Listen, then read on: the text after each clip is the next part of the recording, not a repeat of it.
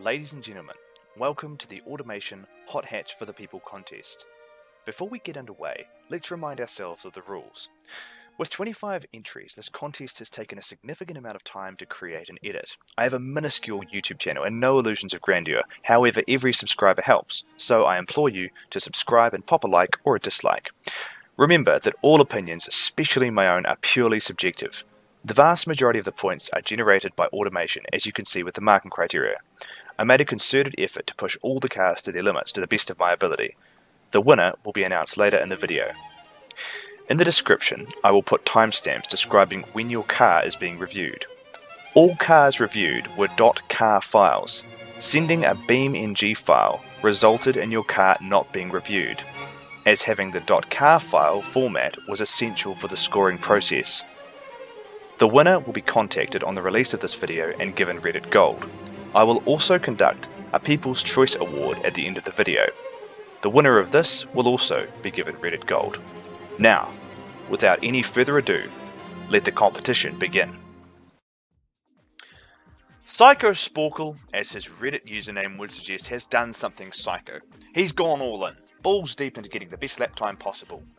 The Big Cheese is a wedgie wee micro hatch resembling a Honda City from the 90s. What he's done is taken a 748 horsepower turbocharged 4-litre V8 and jammed it into the bonnet without even spitting on it first. This car has the best power to weight ratio of the contest. Is it a hot hatch? Or is it Satan's foreskin blended into a smoothie? Only a drive will tell us.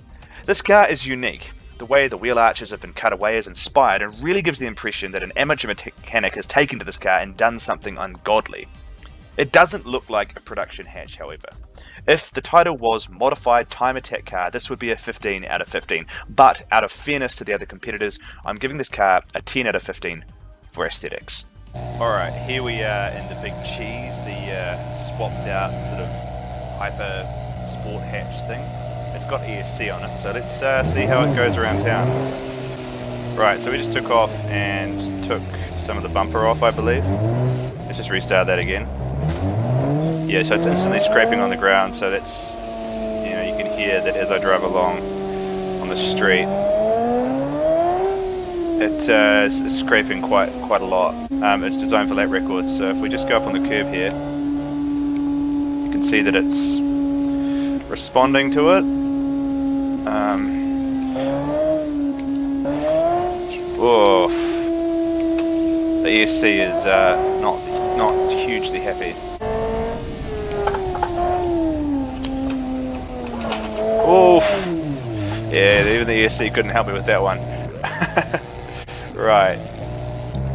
Yeah, so I'm gonna take 2 points off it for town driving just because it's this insane torque steer. I mean, it'll be great on the track, but around town it scrapes everywhere. The suspension's just crazy stiff. So going right and going left.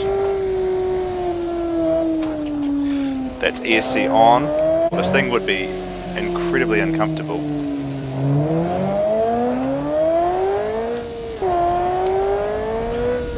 And the torque steer is crazy. Like, look at that. That was full throttle up to 100. So 0 to 100.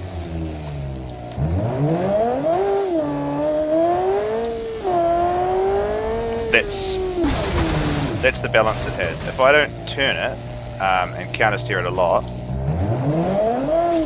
700 horsepower, it just goes straight off. But yeah, as it stands, I'm going to give this car a 10 out of 15 for round town drivability. Okay, here we are in the Big Cheese. This thing is super loud, so let's turn off the ESC and let it do what it does best, which is drive around tracks really fast, okay? It's shaking itself to pieces here. Let's turn all over the... Wow. Okay. Okay, fucking hell. Okay, oh man, this thing is really hard to control.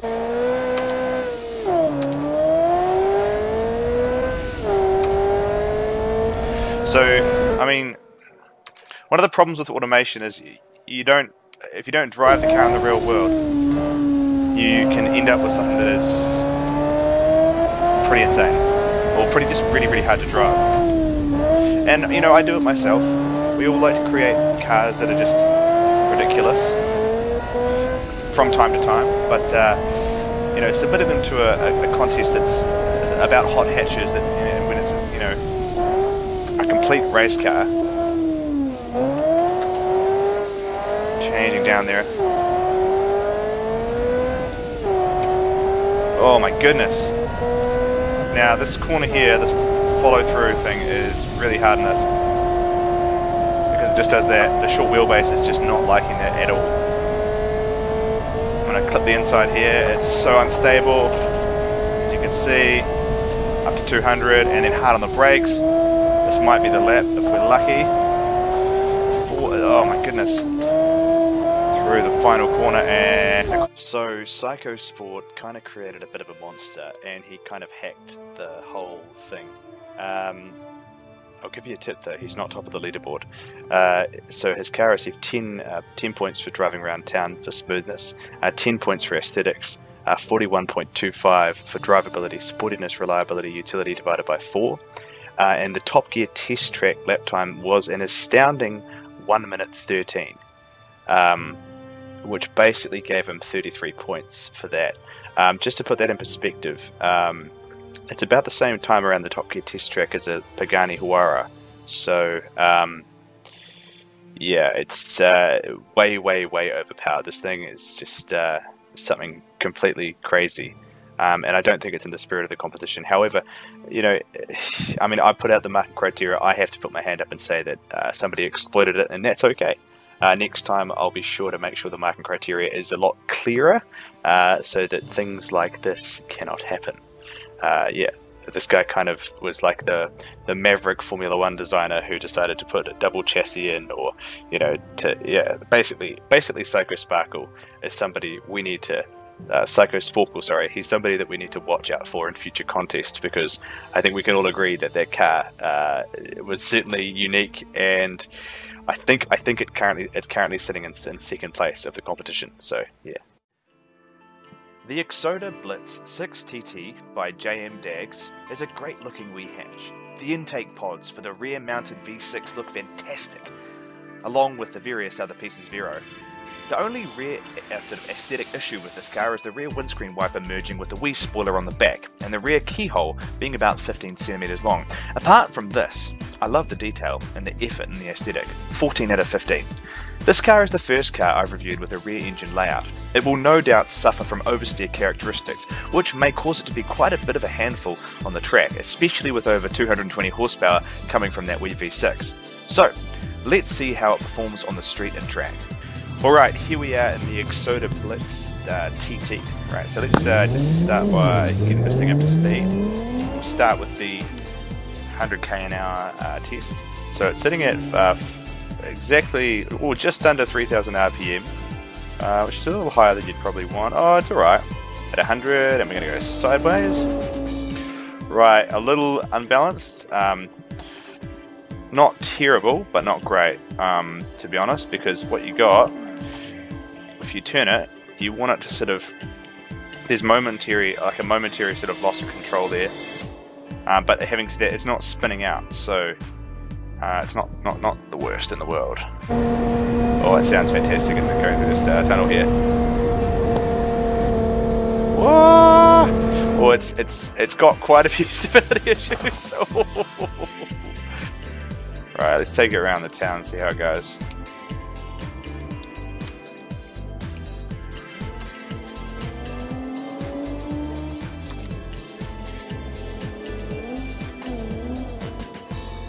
I mean, around town there's absolutely no scraping, so it feels smooth, really smooth.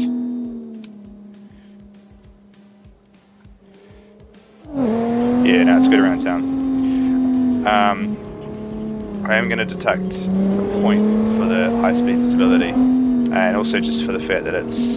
Oh no, it's alright, yeah, mate. So I'll give it a 14 out of 15. I feel like that's a fair score for this car in terms of around town drivability. Whoa! Have I got this? Yeah, okay. So this car is not controllable if you put the e-brake on, just for fun. Yeah, so even that, like, it's, I mean, this isn't, the thing is, I'm not going to sort of take any points off for that, because, you know, it's very rare that around town that you would intentionally put the e-brake on and try and drift it, and this isn't a drift challenge, this is a driving around town challenge, and as far as I can tell, this car is pretty good around town.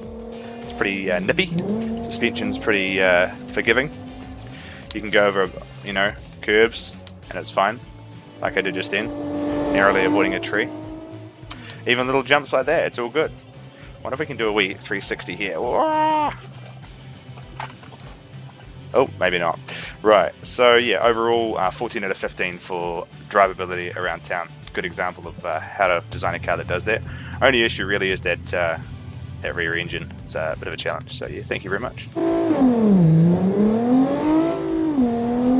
my goodness. That acceleration is so fucking immediate. Yeah. Now this thing is going to be quite difficult because it's got the rear engine layout, so I'm going to have to be quite careful with oversteer. So a little bit of braking in, turning in. Okay, actually it's pretty good. Feels like the weight's at the rear, and that's actually quite a good thing.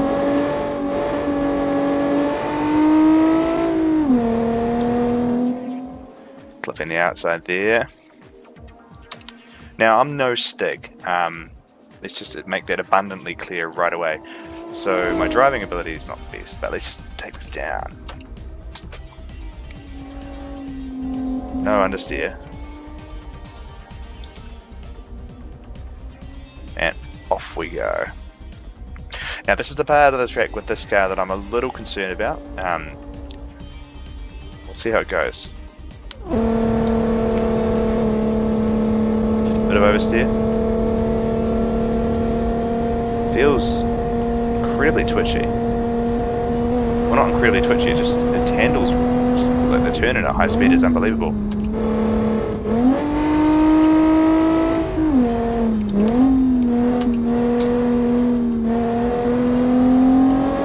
And then cross the line. That was way easier than automation would have you believe. So in automation, the graph says that this car is going to oversteer like a banshee. And I just didn't get any of that in the racetrack. So, yeah, the Skoda Blitz 6TT turned out to be a pretty damn good car around the track. So, yeah, really well done, really well engineered. Thank you very much. So, the Skoda Blitz, a fantastically designed car. It received 14 for driving around town, 14 for aesthetics. A drivability, sportiness, reliability and utility score divided by 4 gave it 40.75, and it did a 128 around the Top Gear test track, which gave it 18 points. So overall, added up, it was 86.75. A really innovative attempt. I really liked the fact that the engine was in the rear. I thought it was cool. I think it looked fantastic, and yeah, really enjoyed driving this car. So thank you to the person that submitted it. Yeah, really solid effort. So well done. The Sabre Chase 1.6 GTI by Random Person is a transverse mounted 1.6 lightweight hatch coming in at a staggering 913 kgs. The 160 horsepower on this car should be enough. Unfortunately, this car was submitted with 90 fuel instead of the required 85 and is disqualified. However, I took the liberty of changing it to 85. This had no effect on the engine, and I will still review it. The car looks great until you get to the back. There is just too much booty. I showed this car to my partner, who informed me of the buttock size being far, far too significant. The colour, however, is great. It is awarded 12 out of 15 for looks. With rear pushrod suspension, this car is race inspired. So, let's see how it performs around the track and around the town. Oh, what's going on? Okay, it brakes are not that strong. The issue though actually is if I... See how there's no ABS kicking in? That means one thing. That means that the brakes are not big enough to activate said ABS. That's full brakes there. Yeah, not great. Not great with the old brakes there. Let's take it around this corner and curve it a bit and see how it responds to some good curving action. Okay, it's got a really immediate turn in, which is definitely going to help the around town driving points. You really want strong brakes around town because you want to be able to stop in time for various hazards. Ooh, bit of balancing issues there. ESC saving my ass once again. 100k spin. Yeah, all good, all good. No, the ESC in this thing really helps. Change the lane. Yeah, no, this car's good. It's really, really good at changing lanes. It's got a high degree of stability. As I say that.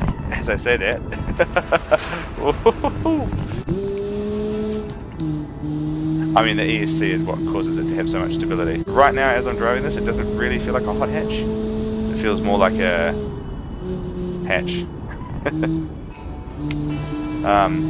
Having said that, the drivability is pretty good. Right, so I'm going to give this car a 13 out of 15 for round town drivability. Just based on the fact that, you know, it doesn't stop very fast. I'm going to take 2 points off it for that, but everything else is perfect. So yeah, thank you very much. So here we are at the Top Gear test track with the big beauty Beyonce. I had some sound issues here, so I had to actually dub over the first 14 seconds of the lap. So let's just take it away and see how it goes. 100 is, I mean, let's be honest, relatively pedestrian.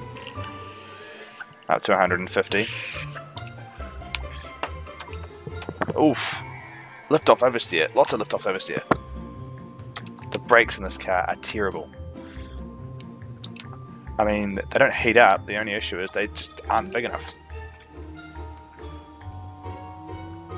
Not on too early now. I mean, this thing is interesting. I'm gonna have to brake a bit early here. Brake now. Whoa, oversteer. I mean, that was quite impressive actually. I have to say. Right up to 130. Up to this big wide sweeping corner here. Just following it through, full throttle. We're not really going fast enough to go off the track. Through, follow through. Up to 160. Right, slowly. I tell you what, this car actually handles pretty well. I mean, for such a big old ghetto booty, it gets around those corners really good. Right, good job. That was quite fun to drive. I like that. Right, so that spells the end of the Sabre Chase 1.6 GTI. This car struggled on a few sort of aspects. I wasn't a fan of the aesthetics. I gave it 12 because it had too much booty, but I enjoyed the colour and some of the other sort of fixtures on the front. It received a 13 around town for smoothness, 2 points off there for the brakes being an issue. The Top Gear test track lap time was 1:31, so it received 15 points, and all of the points added, including the drivability, sportiness, reliability, and utility divided by 4, gave it a score of 69.1. So probably not the strongest showing, but nonetheless, it's always good to have cars of varying shapes and sizes submitted, so I thank you for submitting the car. I really enjoyed driving it. It was actually really fun, especially around the track. It's quite fun pushing smaller cars to the limit, so yeah. Thank you for your help. Thank you for your time in creating this video. The Metz Minute Gen 2 is a 241 horsepower 2-litre boxer with 2 big turbos stuck onto it. It is the ultimate affordable driver's car. With a price tag of $27,900, you can go from 0 to 106.9 seconds and on to a top speed of 228. With active wings and all-wheel drive and adaptive suspension, the Metz Minute can go around corners as well. The looks of this car seem inspired by the Ford Sierra XR4i with its unique biplane rear spoiler. I love the look of this car and am awarding it 4 points for this category, 15 out of 15. Let's see how it performs on this track and street. Right, here we are in the Metz Minute Turbo, the fantastic looking sort of Ford Sierra inspired sports car. Sorry, let's take it for a quiet spin around town. I mean, I love the sound of inline fours, they just sound great. A little bit of clipping as we round the corner there. Suspension in this car feels really good. It inspires a lot of confidence, you know, on the turn. And coming over this one here. Let's curve the hell out of it and see how it responds. Not great. Quite a bit of shaking there, but then, I don't know, it doesn't go out of control. The wheels don't fall off.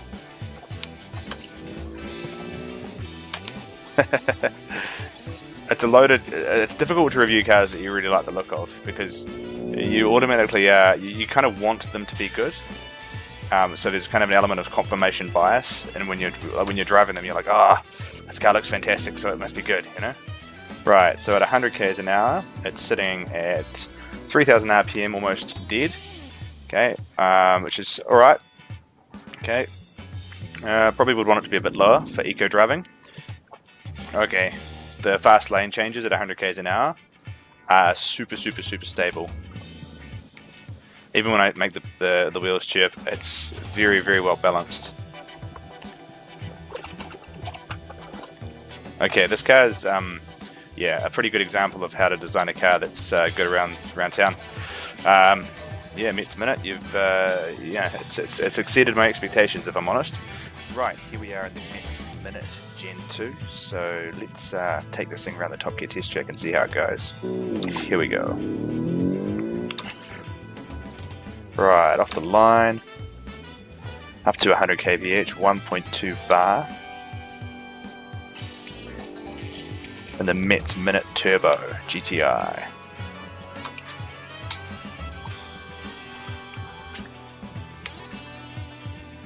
Straight back on the power, and then hard on the brakes, down to second. A little bit of grass there on the way out.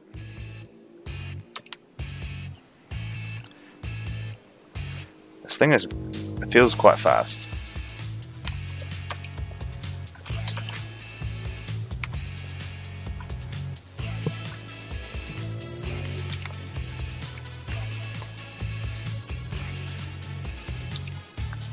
Right, we're going to have to lift off a wee bit here, because otherwise we won't make it through this corner.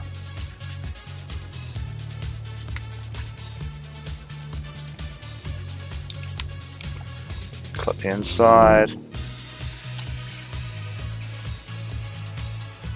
Oh, fifth gear. Right, so this is quite a fuel efficient on the open road, but that fifth gear is a slight issue on the track, huh? And across the line. And that concludes the testing of the Mets Minute. I absolutely loved the look of this thing. The driving experience was fantastic as well. I got 14 out of 15 for around town driving, 15 for aesthetics, so full marks there. For drivability, sportiness, reliability, and utility divided by 4, it got 41.55. A Top Gear test track lap time of 129, which gave it 17 points, and all of those points added together gave it a grand total of 87.55. A sure contender for first place, this car. Just a really excellent piece of design, and so much thought had gone into the way the chassis behaved. I really enjoyed this car, and I also enjoyed the sound of it as well, so thank you very much for the submission.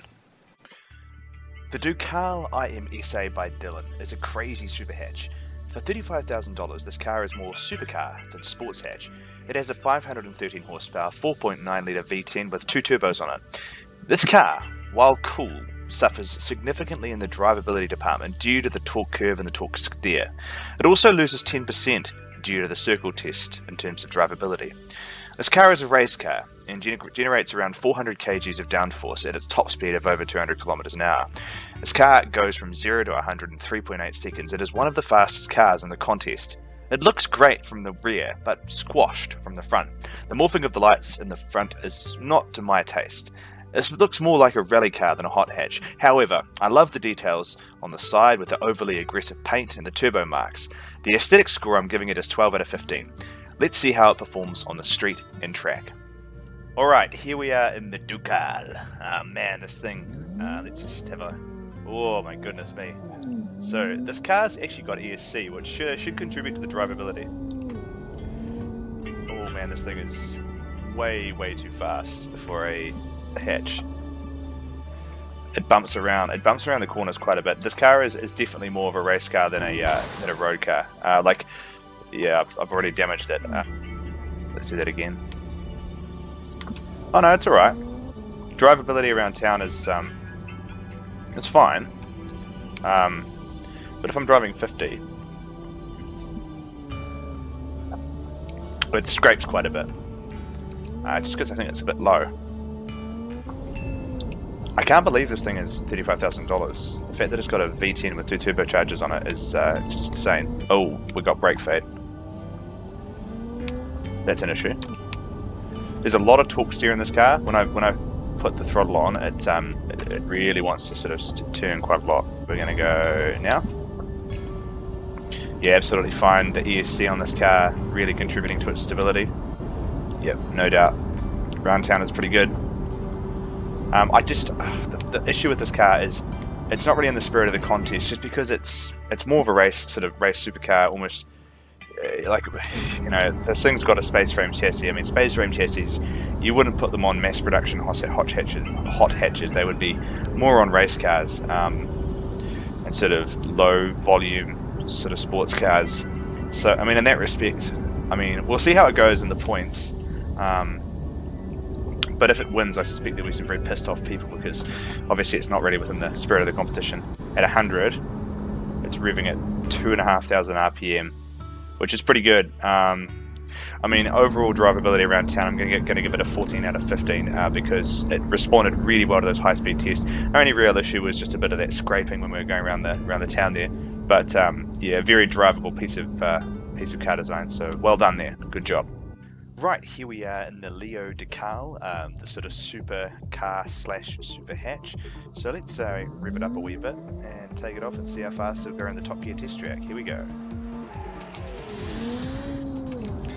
That 0 to 100 time is insane. About 3 seconds, it's just so fast. Right, so gently braking in here.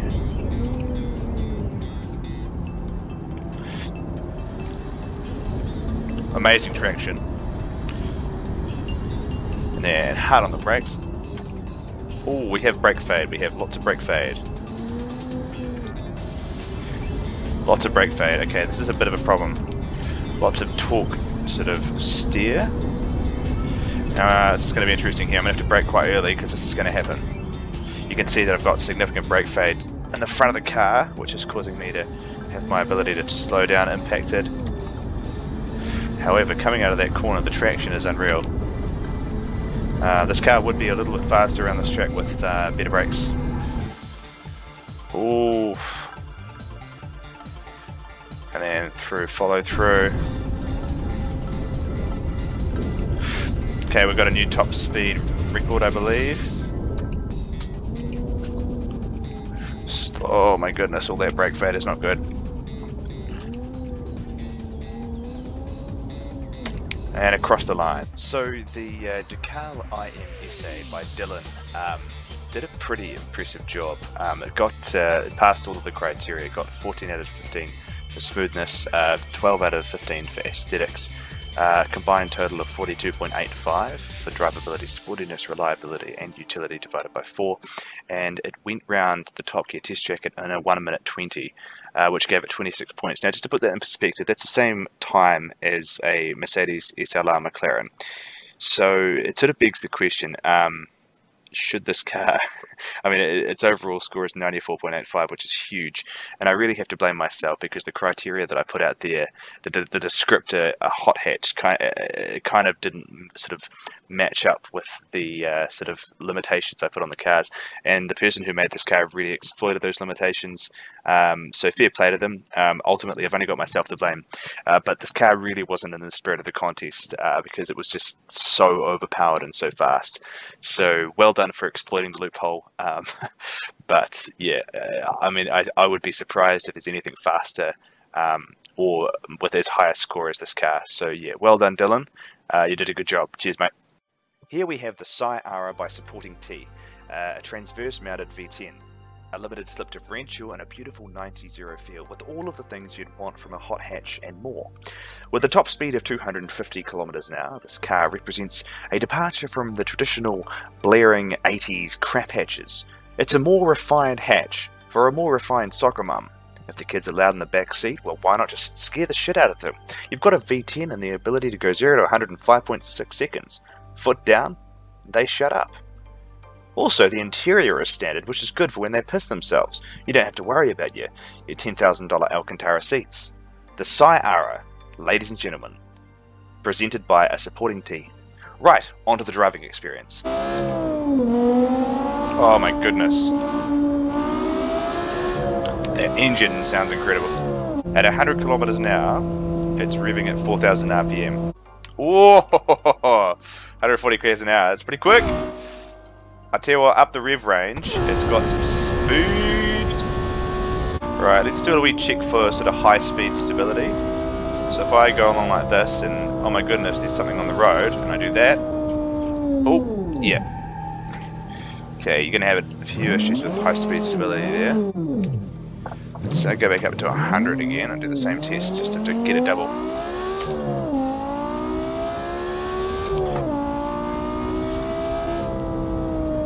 So, 100 km an hour, roughly, and always something on the road, turn. Okay, that one was better. So, switching lanes fast. Not bad, switching lanes fast. You can hold it when you're doing fast lane changes, which is good. Oh, not that time, whoa!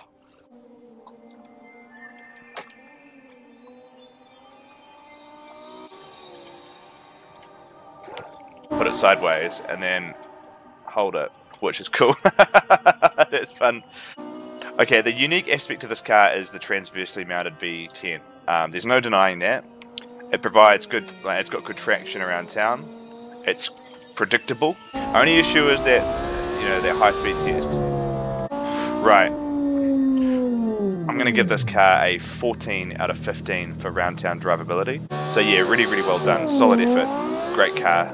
Really enjoyed your work, so thank you very much.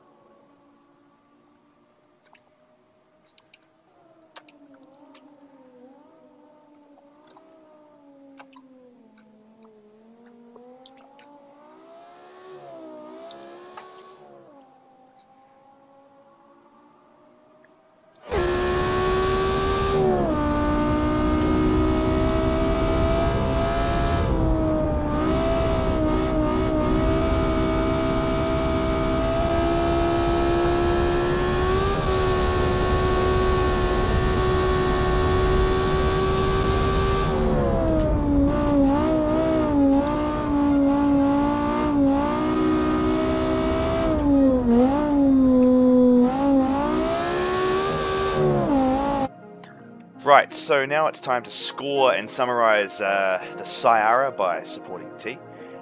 So it passed all of the sort of requirements. I gave it 14 points for aesthetics and for driving around town. The drivability plus sportiness plus reliability plus utility divided by 4 gave it a score of 34.225. It received 17 points for the Top Gear test track lap time because it was significantly under the 146 benchmark.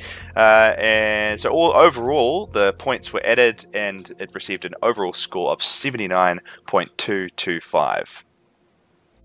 The 1992 Archetype SR4 by Skizlar Skiz is a 189 horsepower twin carbureted 1992 inline 4 2.2 litre sports hatch. The addition of the carburetors along with the all-wheel drive make this a unique addition to the sports hatch competition and will undoubtedly create a fantastic sound. This car has no catalytic converter, no doubt it's VW inspired. And the car, I think, looks quintessentially 90s hatch with small rims, various light elements, and a restrained body kit. A nice piece of design with plenty of thought and minimalism to appeal to a wide audience. Let's see how it performs on the street and track. Right, here we are.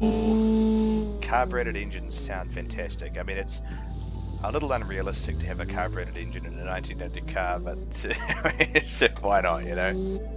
Oh, quite a bit of understeer going through that first corner. Let's just curb it, see what happens. Okay.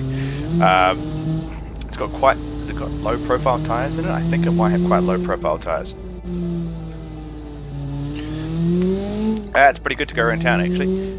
Good sort of maneuverability. The curbing isn't great. Oof! It's a little bit of a jump there. Now this guy's got all-wheel drive, so we can do this. We can do that. Yeah, four-wheel drift.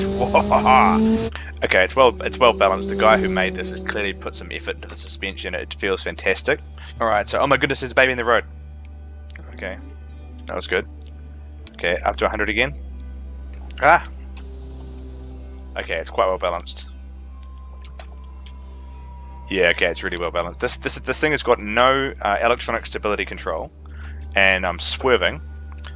Oh, off we go. Okay, all right.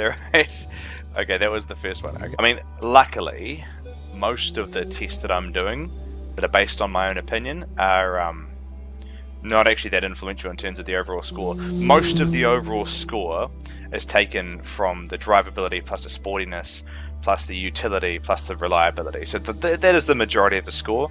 But the stuff that I'm doing is fairly minor. But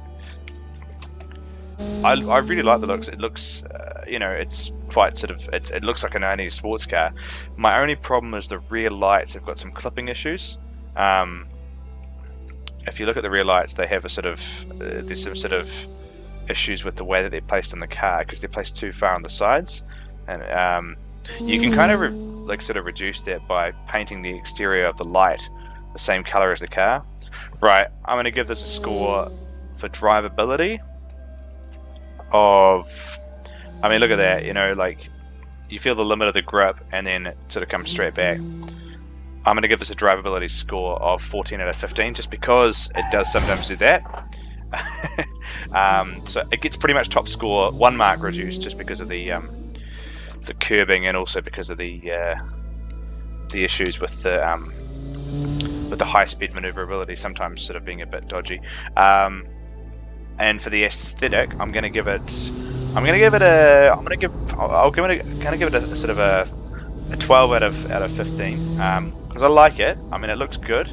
I just feel like there could have been a bit more effort put into making it look a little bit more racy, and also that those sort of light clipping issues on the rear there. So yeah, overall a pretty good job. Thank you very much. Right, here we are in the SR4 taking off the Top Gear test track, and we're taking it up to 80 kilometers an hour already. That carbureted engine revving high up to 6,000, 7,000 RPM, up to 140, up to 4th gear, and trail braking in a little bit. Quite hard changing down and getting it right in there, right through the apex, hugging that line. I mean, the 4-wheel drive in this car just makes it so easy to control.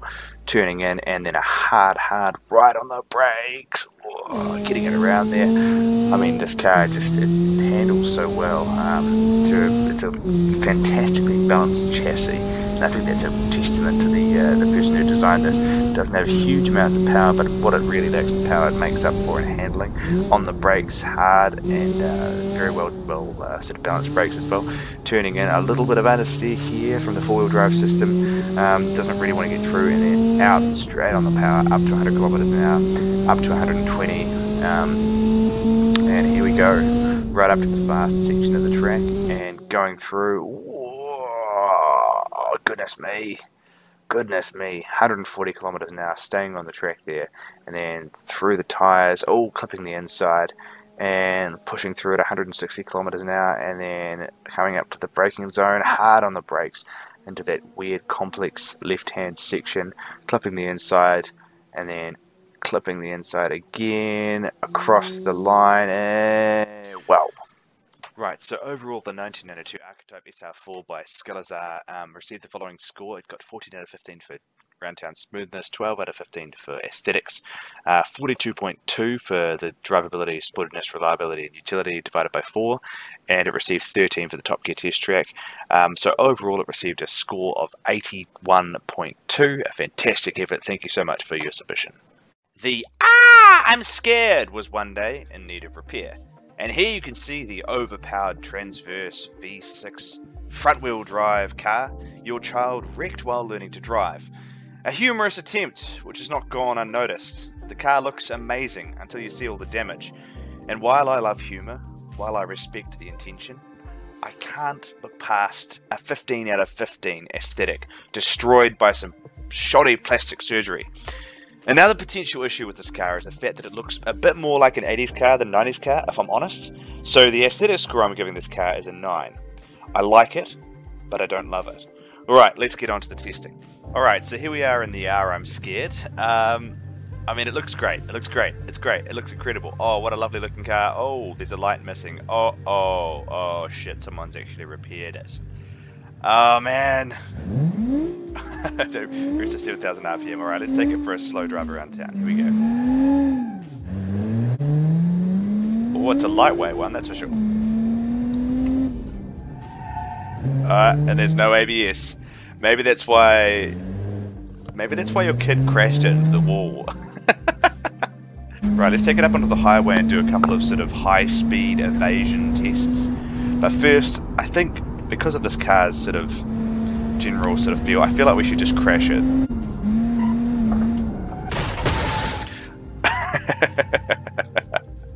I feel like the crash that I just had is the type of crash that this car had, which causes it to look like it does. In fact, okay, wait. I really hope it's intentional. I really hope that the person who made this didn't, like, accidentally have this happen to their model, and that, like, somehow the imports, like, messed up this file. I don't know. I hope it's not. I hope that's not the case. Anyway, if it is, I apologize. And then I'm just going to do some quick, sort of stability tests. So, oh my goodness, there's something on the lane in front of me. I need to change right now. Oh. It's tail star. Ah, my god. No, let it end. Oh my god, there's a baby in the road. Alright, that worked. Oh, what's that? All that.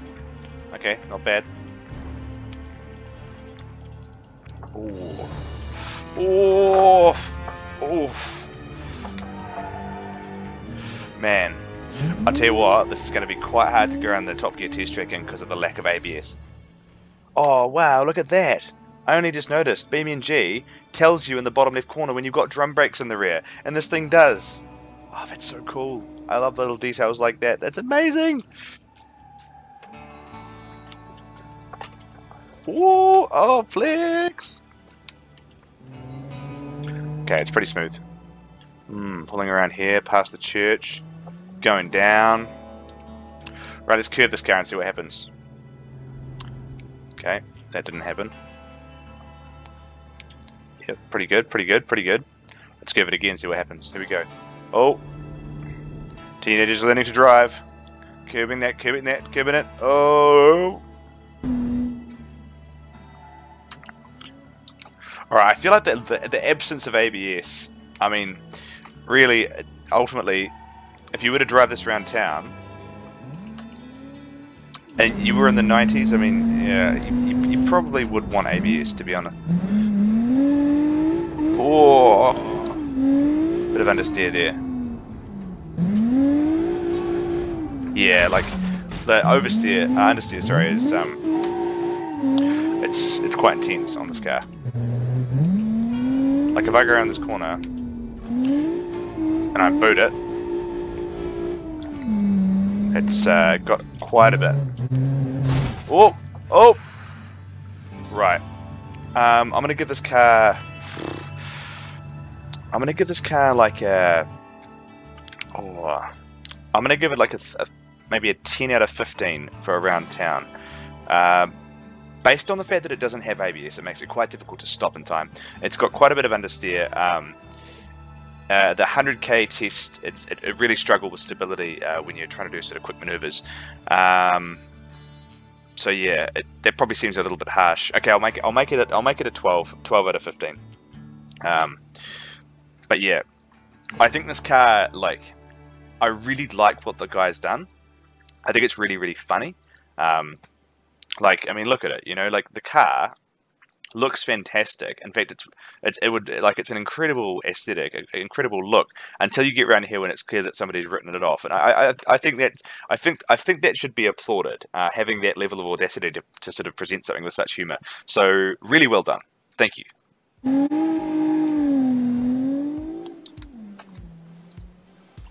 Right, so I'm going to have to watch out with this car.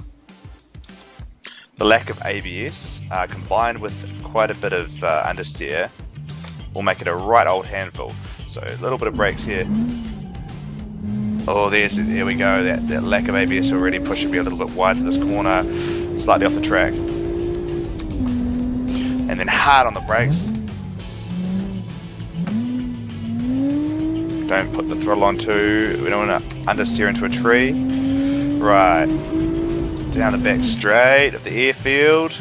Up to 140, up to 150, up to 160, and then hard on the brakes again.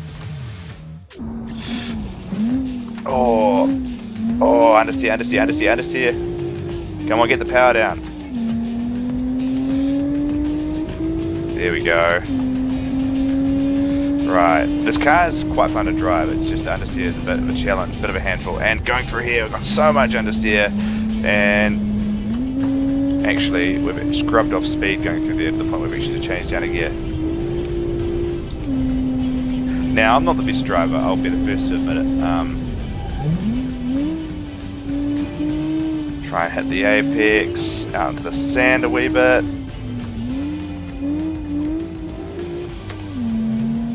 And across the line. That was the I'm Scared car, a humorous take on the challenge. I really appreciated the humour there, so that was good.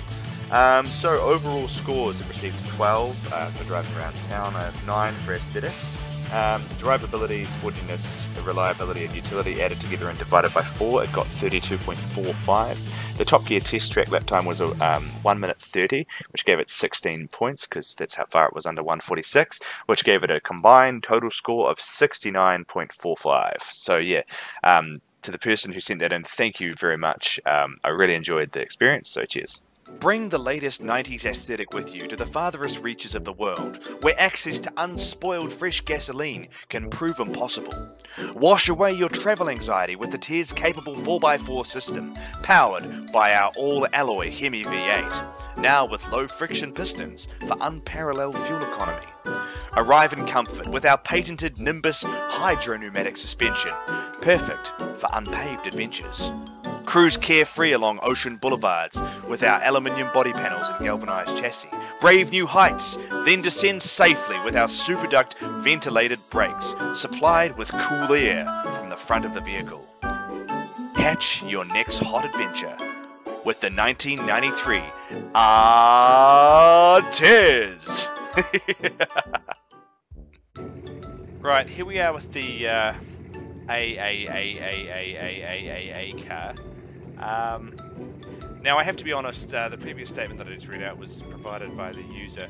I'm going to be honest, this car for me is extremely ugly. This V8 sort of intake here, it's sort of sitting way too far forward. There's a number of sort of systemic issues. For example, this exhaust is just fucking huge. I mean, look at the size of the exhaust here, and then it goes to this like the pipe goes to this massive I don't even know. I don't even really know sort of where to begin with this thing. It's certainly not my cup of tea. Based on that, I'm going to give the aesthetic score. I'm going to give it a 6 out of 15. Sorry, but yeah, it looks atrocious. So yeah, that's my score. Oh, it sounds really good. It only reaches to 4,500 RPM for some reason. So. Actually, it sounds pretty good. This feels a lot more like a muscle car than a hot hatch. Now, unusually, this car's got hydro-pneumatic suspension, which is something you'd find, you know, in like Citroens that want to be able to lift a wheel. Yeah, no, this car is not fast. Now, I suspect that this car will score quite highly in this in the high-speed maneuver test because it does have that ESC, which means it'll, like if I go like this. I mean, it takes away all of the human error associated with that kind of maneuver. So if I do this again, yeah, so it's super controllable. There's been no issues with the sort of 100k an hour quick lane change test. Up the inside, not a problem at all. This car is extremely drivable. I'm going to give it a 15 out of 15 for drivability. Even though I don't like the aesthetic, I still can't deny the fact that, you know, you can do that.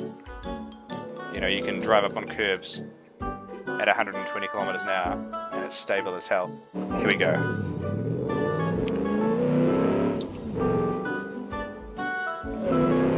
Right, that's 100 k's an hour there. Actually, you know what? Fuck it. I'm turning off the ESC because it's just frustrating. It gets in the way so much.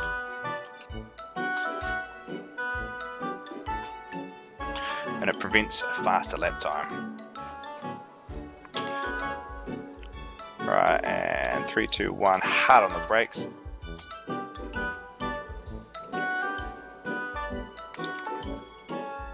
Bit of over revving there.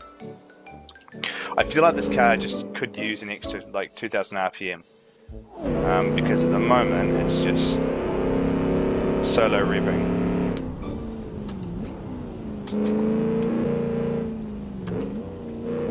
I mean, it's quite well balanced. It just doesn't have the speed or the acceleration.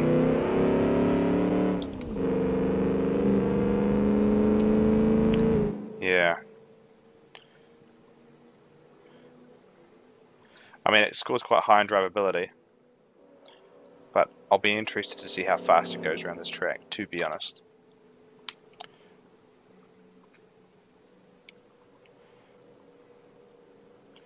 I mean, it's sort of bottoming out.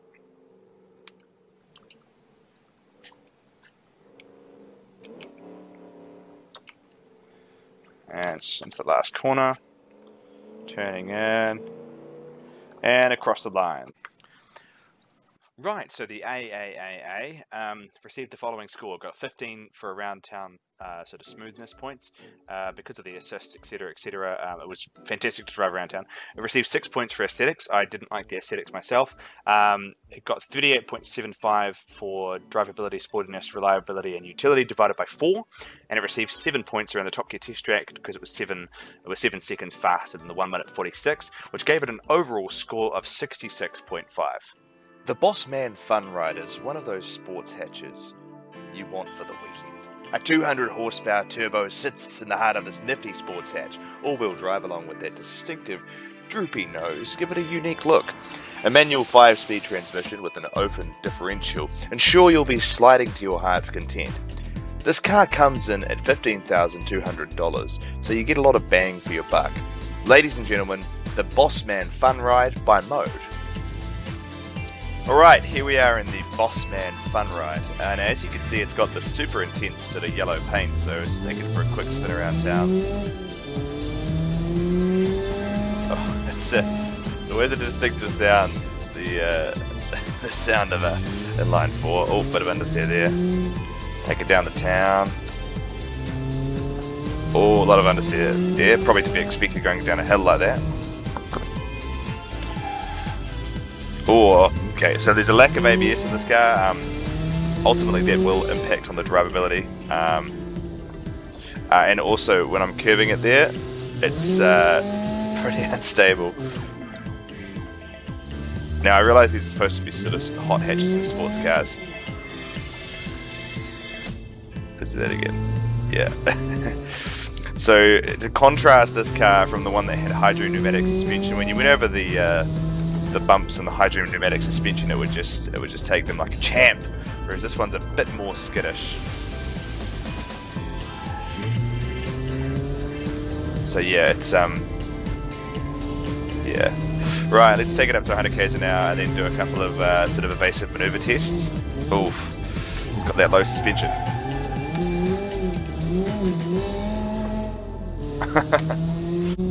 100 k's an hour, switching lanes. 100 k's an hour, switching lanes. Not bad. Yeah, it's pretty responsive. Let's make it more aggressive. Wow. Okay, this guy's stable. There's no denying that. So overall thoughts of this car. I think with this thing, the drivability is not bad. I'm going to give it a 13 out of 15 for drivability. Taking 2 points just for the curve test because it was pretty bouncy and difficult to control. In terms of the aesthetic of this thing, I don't mind it. I just think the front nose, the way it sort of droops a little bit, it kind of looks like a flaccid penis, if I'm honest. And because it looks a little bit like a flaccid penis, but I mean, having said that, you know, there's a few other issues. Like for instance, I mean, I know this is finicky, but these kind of don't line up that well, and I don't know. I feel like the carved body wasn't the best, so I'm going to give it a 12 out of 15 for aesthetics, and a 13 out of 15 for drivability, I think. Yeah, so 12 for aesthetics, 13 for drivability.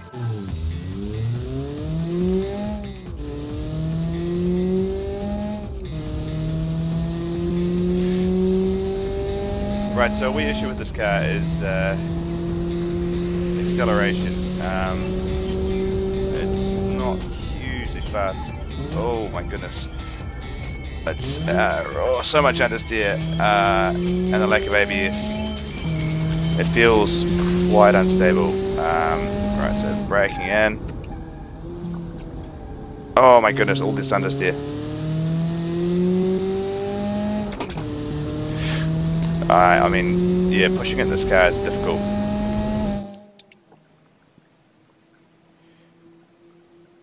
And we're coming up to the braking zone, so hard on the brakes, but not too hard because of the ABS.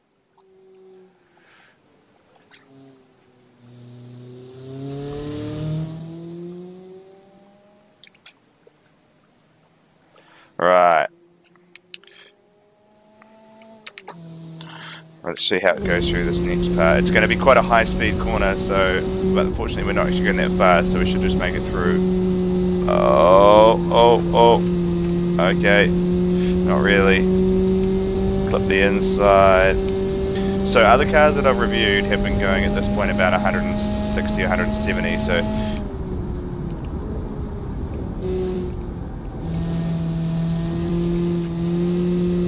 Right, this does not feel like the world's fastest lap. And across the line.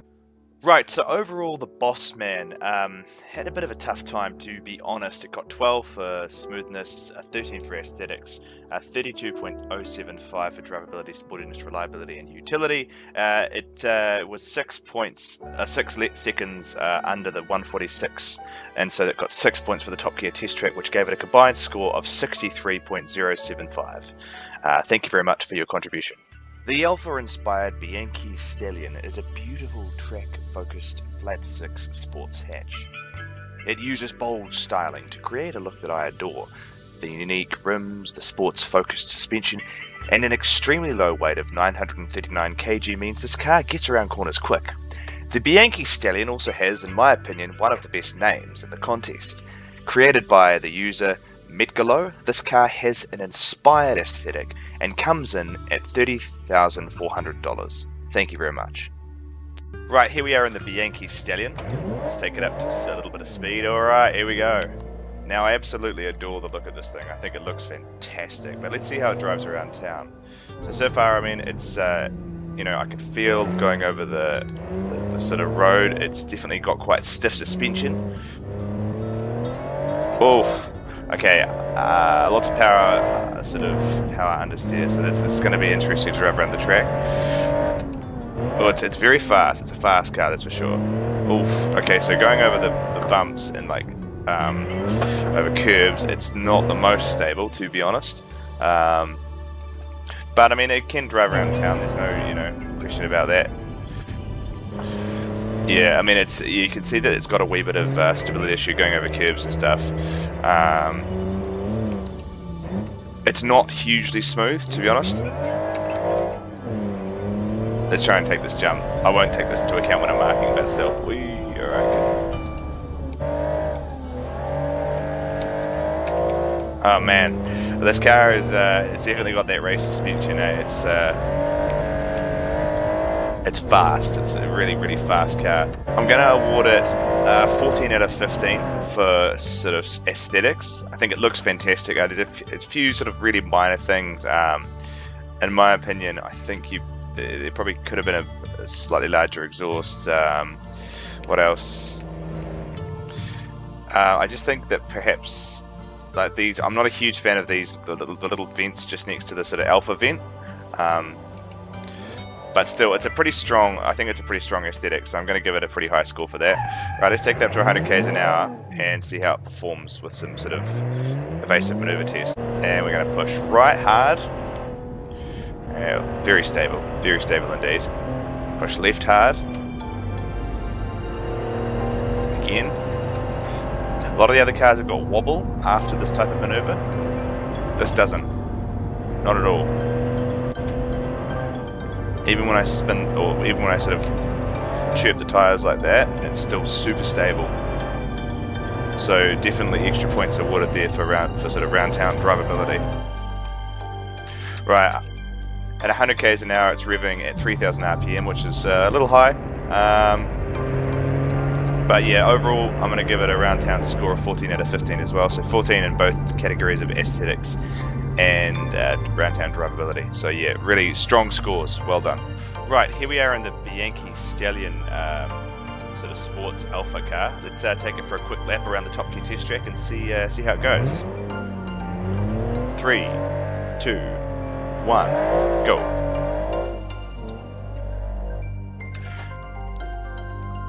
Bit of wheel spin there.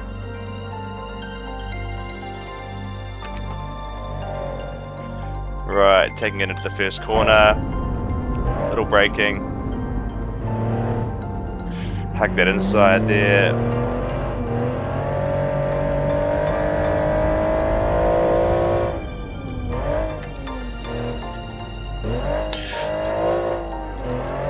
It's quite a torquey engine, this one. It does suffer from a bit of understeer, to be honest. If I do full throttle halfway through the corner, it just understeers absolutely. Also, that flat 6 hangs quite far over the front axle.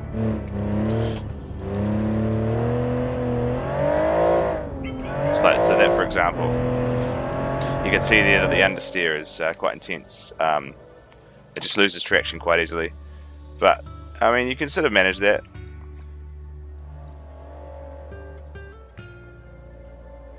Right, we're going to try and take this wide, clip in. I'll tell you what, it's pretty fast, getting up to 190 here.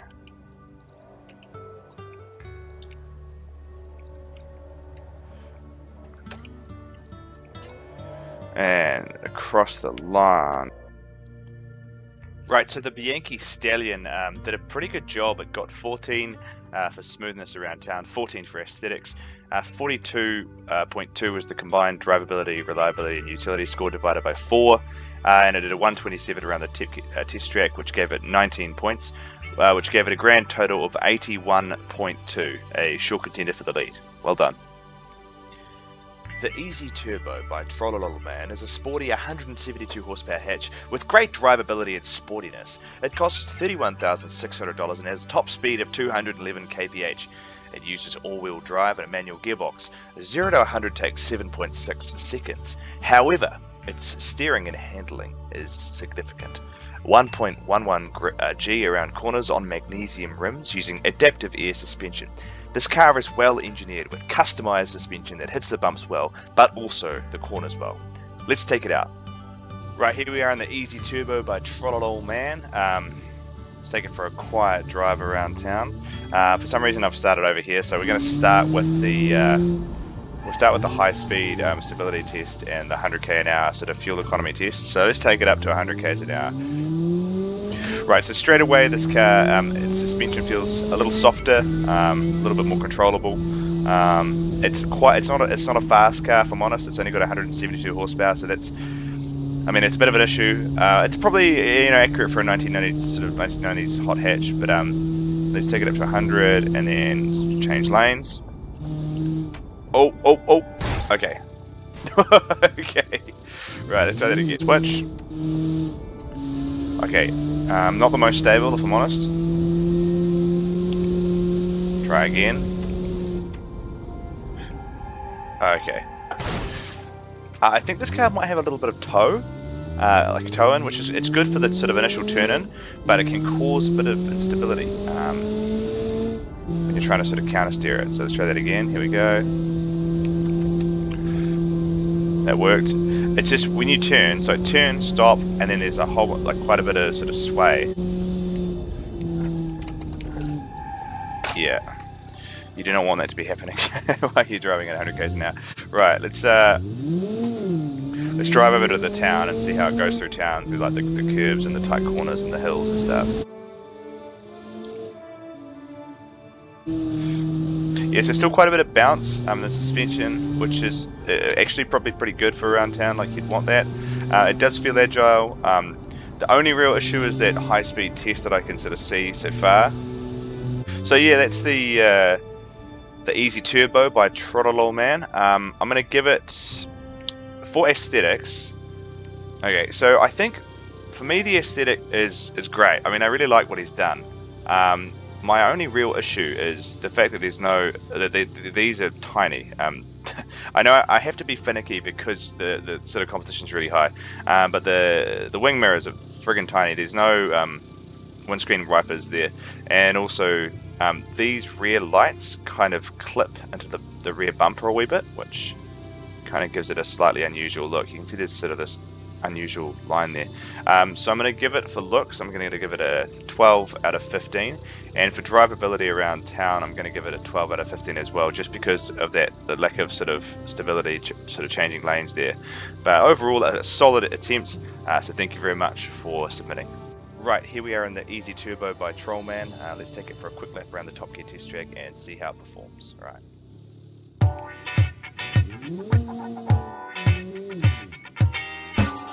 Right, let's try that again. We're gonna impact on the lap time a bit too much if we start off in a way that bottoms out the traction. Here we go. Okay, that appears that's all we've got. All right, here we go.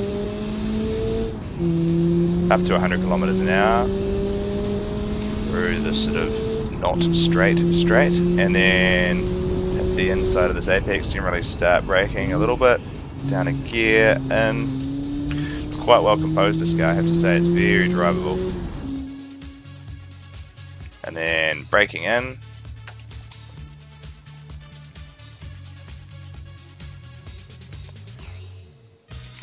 This car is really like exceedingly well balanced. I have to say, it's giving me a lot of confidence.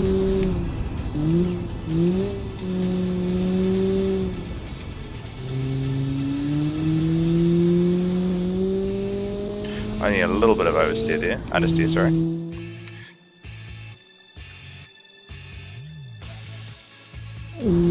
Right, through the fast bit. Wow. Throttle flat to the floor there. And again through here, throttle flat to the floor, and then braking, changing. I like to have high revs through there just because otherwise you lose the inertia and it's really hard to control. Wow, probably one of the easiest laps I've done in a car so far in the contest. Right, so here we are at the end of the Easy Turbo by Trollalolman. This car actually exceeded my expectations. It did really, really well. It got 12 for driving around town, 12 for aesthetics, 40.225 drivability, sportiness, reliability, and utility combined. It got 17 points because it did a 129 around the Top Gear test track. Overall, it received a score of 81.225, which is a really quite a strong score. So yeah, really, really well done. Thank you so much for your contribution. I really enjoyed reviewing this car. It was a dream to drive around the Top Gear test track. So thank you very much. The City Renesis Experimental is a 973 kg car. At the heart of this lightweight sits a 1.8 litre turbocharged inline-4 with multi-point fuel injection. This car is loud, so you'll be sure to let everyone know you're there. It has no mufflers. 0 to 100 takes a staggering 6.7 seconds. This combined with a geared limited slip differential means this car handles too. Coming in at the low price of $18,700, the Renesis will be sure to provide cheap thrills. Right, here we are in the experimental Renesis. Is it the Renesis?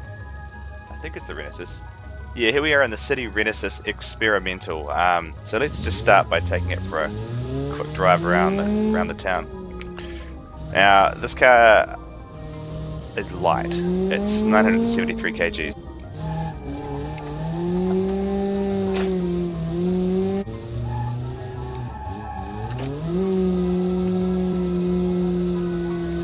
Okay, this car, it feels good. Alright, let's just curve it a bit, see how it responds.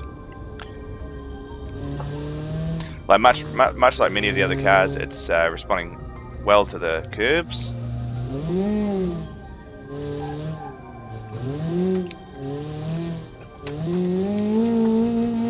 Oh, that's bad driving from me, I apologize. Oh! Right, let's take it over to the highway. But first I just want to do this. Yeah, baby! 360! 2, 1. Oh! Yep. 1. Lane change. Okay. Oh! Here we go. Now.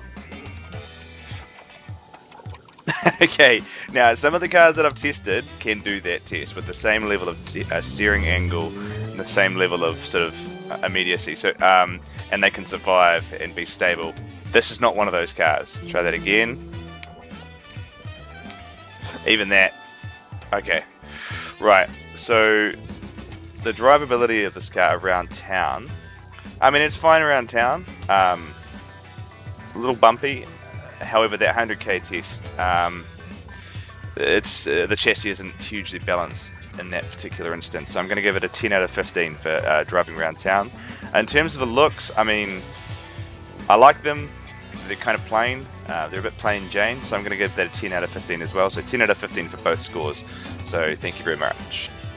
Right, here we are in the City Renesis Experimental Sports hatch. The kind of Saab turbo-y kind of thing. So let's take it for a quick lap around the Top Gear test track. Here we go.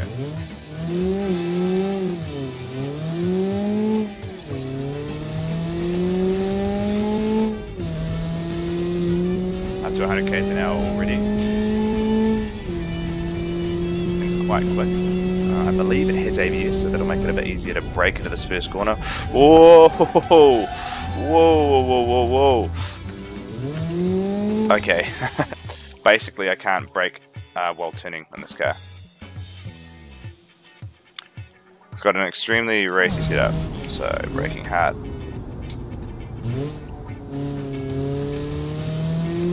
Yeah, that turn-in ability. It's got a strong turn-in ability, but it just lacks a lot of stability when you're braking and turning at the same time. I'll be interested to see how it goes through here. I think it'll go quite well.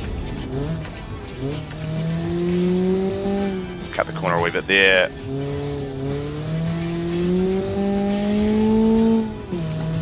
It's got quite a well-balanced power sort of level.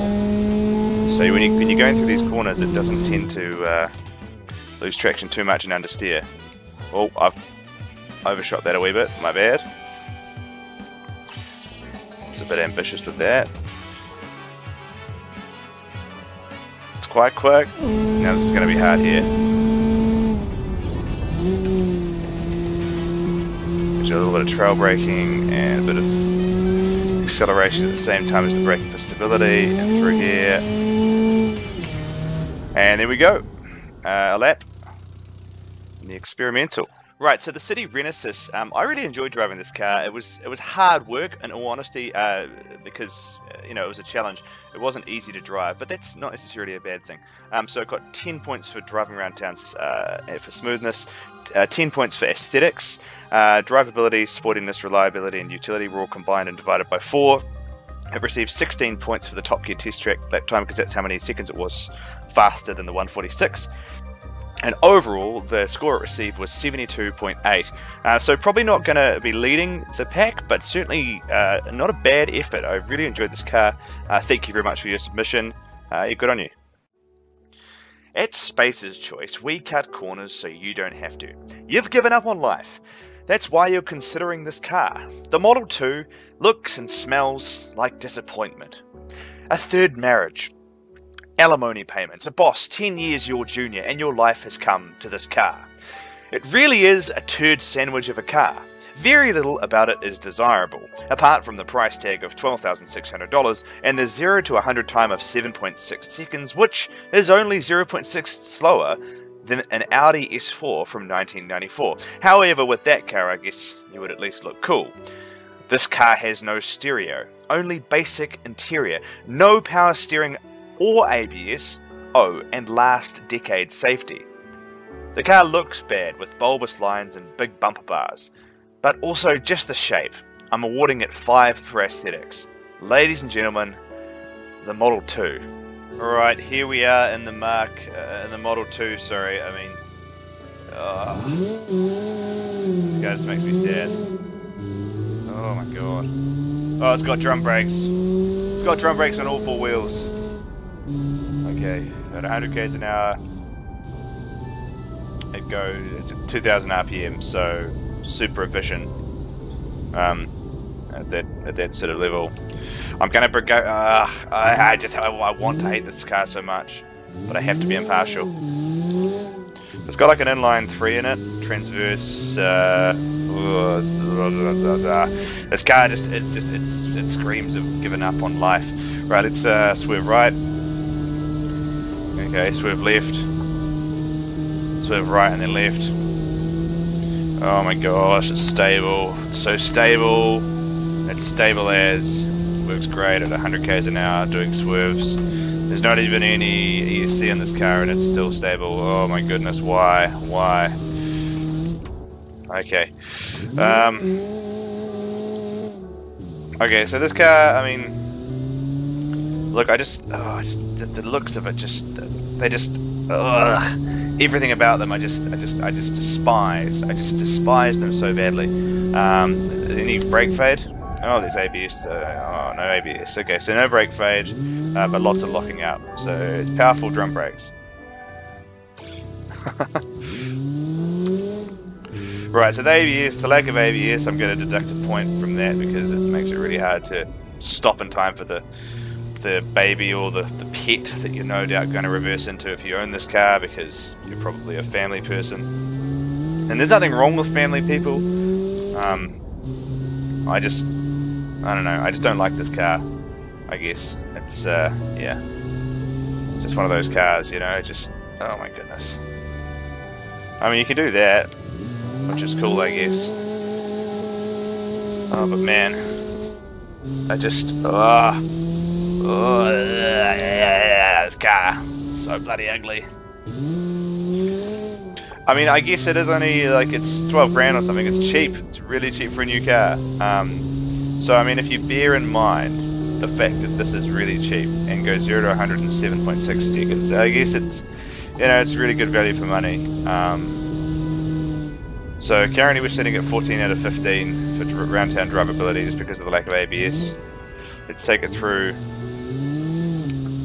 Oh, okay. That was unusual. Let's take it over a curb again and just curb the shit out of it because no doubt you would be because your kid would be learning to drive in this fucking car. Okay. Yeah, no, pretty good, pretty stable. Pretty stable over there, over at 50 k's an hour. Curve that again. Oh, yeah. Something a little bit weird's happening, but nothing too unusual. So yeah, overall this car, I mean, I don't think it's going to be anything close to being a winner, but I have to respect the audacity of the person who made this. Little slide there, just for a bit of fun. Let's do another one up here. Oh, okay, I fucked that one up. Right, overall I'm going to give this car a 14 out of 15 for drivability, even though the looks are just... oof. So many levels. Like, is this even a hatch? I guess it is a hatch. It's like a city eco hatch. I just hate it so much. But you know what? Life is all about diversity, and my opinion is just one. So thank you very much for your submission. And yeah, let's take you around the test track. Alright, here we are in the Model 2. Oh man, this car, I hate it so much. I hate it so much! Fuck! Okay, here we go. We're going to do a wee Top Gear test track lap. Here we go. Okay, 0 to 100 time in this car. It's probably the highlight. Only takes 7.6 seconds, which is actually pretty decent for this wee thing. I mean, it does look like a turd, let's be honest. It's a turd car. Oh, not the most stable, but then again, making it through. Those little drum brakes. Changing down to second because there's just no power. Understeer, understeer, understeer on the power. Down to third. Right down to 3,000 RPM. Oh my god, this thing is slow! Come on! Model T, I just want to get this over with. You know, I don't want to be in this car. I don't like this car. Braking nice and late. Lack of ABS, hampering my ability to brake because I'm too shit with the brakes. Understeering into a ditch. Oh my gosh. I mean, to be honest, this car probably does drive better than it looks. But my god, it looks bad. I mean, this really is a reasonably priced car. So we'll see how fast it is compared to the Top Gear reasonably priced car. The Suzuki Liana or whatever it was. Oh man, it's 145. I mean, this thing. Put the inside onto the sand. So bored right now. And across the line. Oh my gosh. This car is just a turd. It's a turd. It's a big old heaping, steaming pile of shit. But thank you to the person that submitted it. I appreciate your humor, sir. Okay. The Spacer's Choice. The crap hatch. The brown turd car. The life-giving up car has been finally scored, and there's some awkward news. So I gave it 14 out of 15 for driving around town. It gave it a pretty bad score of 5 for aesthetics, so I just thought it was pig ugly. However, Automation said that the drivability, sportiness, reliability, and utility score of this divided by 4 was actually 66.9, which is one of the highest combined scores. It did a pretty slow Top Gear test track lap time of a 1:39, so it received 7 points. And all of these points added together gave it a score of 92.9. Which is pretty insane. That means currently, as I record this, it's sitting third on the leaderboard. So, I mean, it just goes to show that it's not always about. I mean, the designing criteria has been made so that it doesn't take my opinion into account too much because I don't want people getting frustrated. So there's lots of impartiality there with the drivability. But I mean, damn this thing! Damn, it looks ugly. It looks so ugly, but I feel like it's a deliberate attempt to sort of troll the marking criteria. So well played, sir. Well played. The Mark V is a sporty-looking hottie with a lovely blue exterior with golden rally rims. This car is all-wheel drive with adaptive air suspension and a terrible interior. It has great utility and could be a potential contender for the lead. On paper, it goes from 0 to 100 km an hour in 4.6 and on to a top speed of 256. This car looks great, apart from the squashed headlights. I like the way the windscreen wipers come out of the centre. I especially love the rims on this thing, and overall I'm giving it a 14 out of 15 for looks. Great job, Chris, you've nailed the design. The tarmac rally look is super cool, but you've managed to keep it in the realm of realistic, which is great. Let's see how it drives on the street and track. Alright, here we are in the Mark V. Alright, it's a four-wheel drive, sort of sporty thing. Oh, well, let's turn the ESC on because we are in town. We don't want to be too, risky. Oh my goodness. The engine. Listen to that thing. It sounds incredible. What is this? I think it might be an inline 6. It just sounds beasty. Oh, going through there with a intentional tap of the curve. Yeah, pretty stable, to be honest. It's good. Just driving like a maniac. Okay, the ESC in this car is good.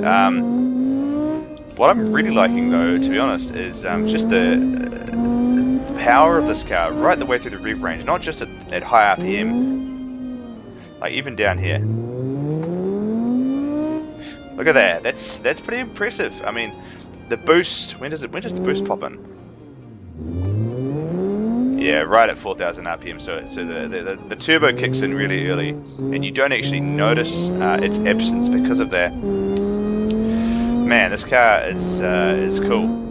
I think this car will be a contender for the lead just based on the driving experience. But I mean, we'll see how it goes. Most of the points in this competition are actually derived from automation itself. But this car feels fantastic. But let's take it up onto the highway and do some high-speed maneuverability tests. And then right. And then right. And then left. And then right again. Okay. Okay, stability is really good. The ESC is making a huge difference in this car. Like, even at 140 I can do that. Let's take it up to 160 and see how it responds. Yeah. I mean, the ESC is great in this car. Let's take it up to 100 and... 200? Well, 190?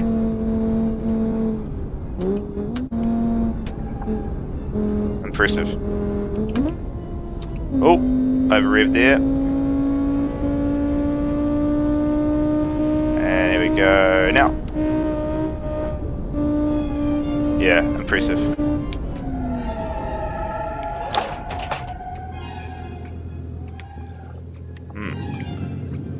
Right, so overall I'm going to give this a drivability, or round town drivability score of 15 out of 15. This car is supremely well balanced. No brake pad issues, no issues with stability. Really, really good effort, so yeah, well done. Alright, here we are in the Mark V by Chris. Okay, so we're on the start line. Let's rev this bad boy up. Drop the clutch, turn off the ESC, and get going. So 3, 2, 1, here we go. Ah, that inline 6 just sounds so goddamn good. Is this on the straight? Whoa! That's a first. That's a first. I managed to roll it. Oh shit! Right, that was my own fault for clipping the inside way too much. Now, what is the 0 to 100 time on this? It's certainly not the fastest car 0 to 100, but it is one of those cars where you can sort of hold the speed.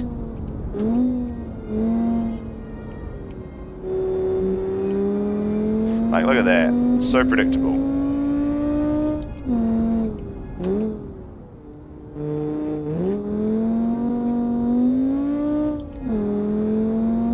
I reckon this is going to be quick. This is definitely going to be one of the quickest cars around the Top Gear test track. I mean, there was one car, well, I think there's like 2 cars that have been entered that have got like sort of 600 plus horsepower, which are just like god cars. This is probably the most, one of the more realistic ones. But I think in terms of like realistic, non-crazy ones, this is probably the fastest. Oh, I've taken that a bit wide. It's going to compromise my next entry. Up to 190 k's an hour. I mean, far out. Clip the apex onto the sand. Now this time not too intense. And across the line. What a great engineering piece there. That was a dream to drive. Honestly, the traction. Yeah, far out. Fantastic effort. Thank you so much for your contribution to the competition. Right, so the Mach 5 sort of sports rally-inspired hatch with that great blue interior and those golden rims did a solid job in the testing. There's no denying it. Currently, it's sitting at the top of the leaderboard. At the time of recording this, it received 15 around town for smoothness, 14 for aesthetics, 43.3 for the combined drivability, reliability, utility, and sportiness score divided by 4, and it received 27 points because it did a 119 around the Top Gear test track, which is insanely fast. This thing was so quick, I just could not get over the way that it had been designed. The traction was immense. So all of those points combined give it a grand total of 99.3. At this point, that is the best score in the competition, so incredible job, and if it stays this way, you, sir, will be getting rated gold. Designed with a 2.5 litre inline 5 engine putting out 191 horsepower through the front wheels, the Wakazo is a car that any man in their late teens / early 20s would love, featuring a decently high amount of power and good agility around the track, all at the affordable price of $22,000. This car has been designed by Le Bomfier. Unfortunately, this car has fixture issues that I couldn't find the mod for the lights. I emailed the contender, however, to no avail. Right, let's see how it performs on the street and track. Alright, here we are in the Hisakawa Wakazo. Missing its front fixtures, most of them. I'm really sorry about that. It kind of sucks. Yeah, there was nothing I could do. I've downloaded so many fixtures in an attempt to find the right one, but I just couldn't find it for some reason. This has got an unusual feature. It's got a lockable front differential, so let's see how that goes. Oh, it does good skids, that's for sure. Big skids. Good brakes. Oh. I mean, is the front diff, the fact that you can lock the front diff, that's purely, all that's going to do is create, just basically create massive understeer. So, I mean, it's an interesting idea. If you like understeer, I guess it's kind of cool, but... oh! Whoops. Let's take it up to speed. Let's see how it goes with the curving test. So we're just going to go over here and curve the shit out of it. And do it again. Oh. Alright, so yeah, it curves pretty well. The reason I'm curving the car is just to see how it responds to a lack of stability.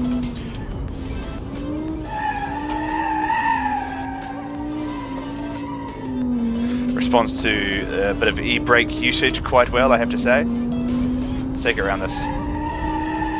Oh, that was close. That was very, very close.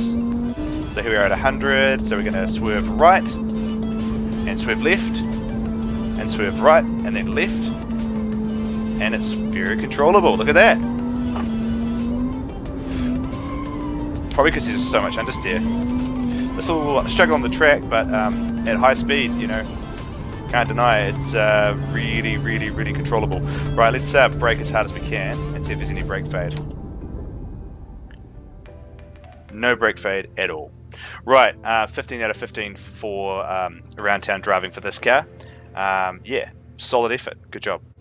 Alright, here we are in the Hitsukawa Wakato. It's a fantastic sort of Volvo variant knockoff, but with no fixtures on the front because I didn't know where to find them. Let's take it up to speed and see how it goes around the Top Gear test track. 3, 2, 1, here we go. Right, so this car only has 190 horsepower, I think, so it's probably not going to be the fastest thing around the Top Gear test track. And I say only 190 horsepower. Whoa, what was that? What the hell just happened?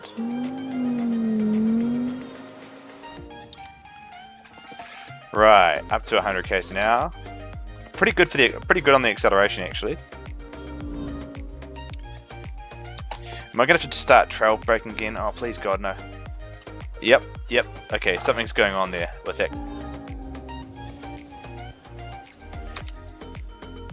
So, yeah, I'm confused about why it's doing that.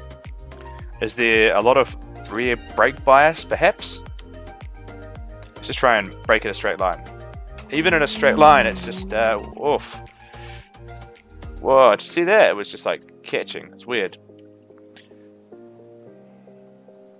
So now we're going to brake hard. Straight line again. And I think it's the open differential, actually, to be honest. It's got an open differential on the front. Does it have an open differential? No, it's got this weird sort of something allows the heck. Why does it have a lockable front diff? That is the front diff, right? Yeah, that's the front differential. Why can you lock the front differential? Why would you want to lock the front differential? Now, please answer in the comment section. Am I missing something? So yeah, it's reasonably stable under acceleration. It's just under braking, and I'm pretty sure if I manage to make it through this section here, I'll be amazed. Okay, I managed to make it through this section, it's fine.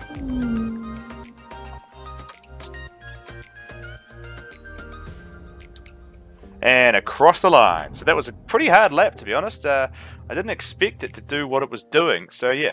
But thank you anyway for your contribution, and yeah, good job.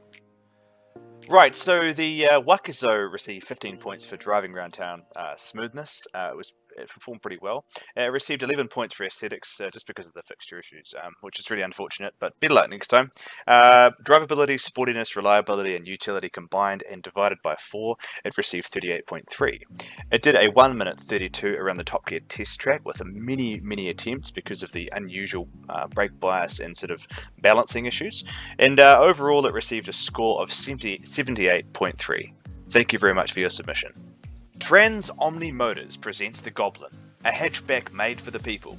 It was intended to be a practical family car available to all countries, but then the tomfoolery division heard we were developing our first front-wheel drive hatchback, and they had other ideas. They gave the Goblin the typical crazy makeover we all expect from the tomfoolery guys: bigger engine, turbocharged, stiffened suspension, and the highest quality tyres available, all while keeping it true to our goal: a reliable, front-wheel drive, fuel-efficient, and practical hatchback able to run on the lowest quality fuel. Trans Omni Motors Transportation for All presents the Goblin by RYU747. Alright, here we are in the Goblin. Now, as you can see, this is it's quite a cool looking wee piece of design. It's got some really nice sort of detail on the back and around the sides and stuff. It's a bit boxy, probably could have been a little bit more creative, and there's an issue with the front handle here. I'm going to give it a 13 out of 15 for aesthetic score, so yeah, a pretty good score. Let's just take it over these curves here and just see how it responds. The obligatory curbing test to check for stability and etc, etc.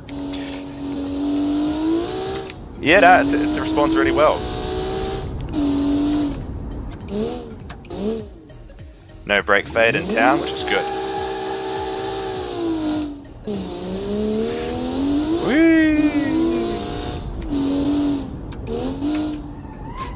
Oof! Oh, I took the side off. Did I take the side off? How badly did I take the side off? Oh, it's alright, it's fine. Right, let's just carry on. Okay, there's a bit of understeer, for sure, with this car. But it feels pretty responsive. I like it. I like it a lot. I don't think it'll be the fastest car on the track, but it certainly won't be the slowest.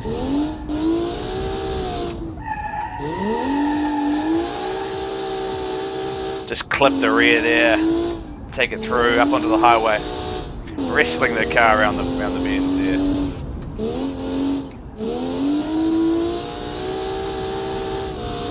And we're going to do the obligatory swerve test, just to see how it goes with the swerving. That's 100 there already. Man, this thing is pretty quick. Right, so we're going to go swerve right, and then we're going to swerve left, and quarter, and then we're going to swerve left, and then right, and then left, and then, and we're out of control. We are out of control as fuck. Right, so it's got 13 for aesthetics. For drivability, did really well in town, felt fantastic, feels very immediate and precise. I mean, it's doing okay for the drivability test on the open road. Let's take it up to 100 km an hour and just change up. Yeah, at 100 km an hour, it's currently sitting at 3,000 RPM. So I'm going to deduct 1 point just for high speed stability, and also the fact that it's driving quite high at 100 km an hour. So that'll give it a score of 14 out of 15 for its drivability score in town. Alright, here we are on the Goblin. Now let's take it up to speed and see how fast we can get around the Top Gear test track. So, a lot of wheel spin off the line, good as be. But all good. And then go. Oh! That's the first time I've done that in a car so far. Damn. That was a disaster. Alright, let's try this again.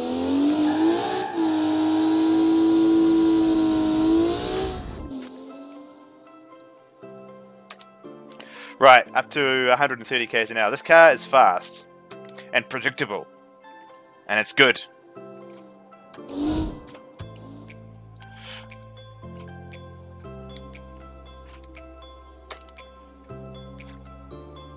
Right, let's take this nice and wide. Hard brakes.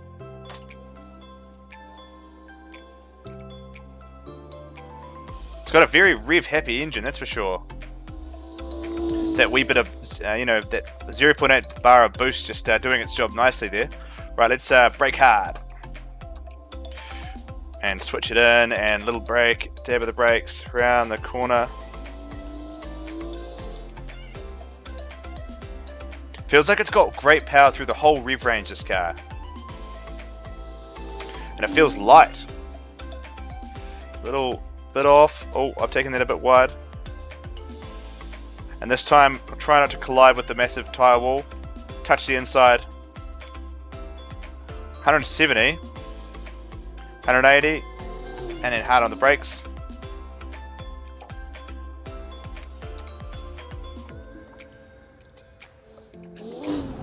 Oh. And across the line. There we go.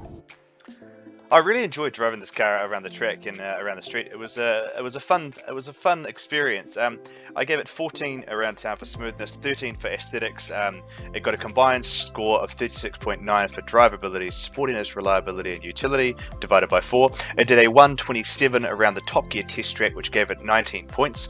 And overall, it received 82.9, a really strong showing for a pretty well balanced car and a really nice paint job. So thank you very much and well done. The Mondo Entourage is a really interesting take on this challenge. It has a high amount of drivability due to an automatic gearbox, along with the premium interior, an 8-track, and rear-wheel drive. This is a realistic contribution to the contest, and I love its looks. The styling is bold, the rear lights are huge with lots of chrome everywhere. It's a really nice piece of design. 15 points.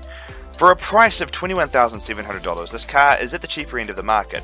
And unlike numerous contributions so far, it is highlighted green on the heat map for muscle, sport, and the sport budget markets. Well done. Let's see how it drives. Right, here we are in the Mondo Entourage. I mean, look at this thing. It's I really like it. I like the bold styling. You know, it takes some guts to do something like this.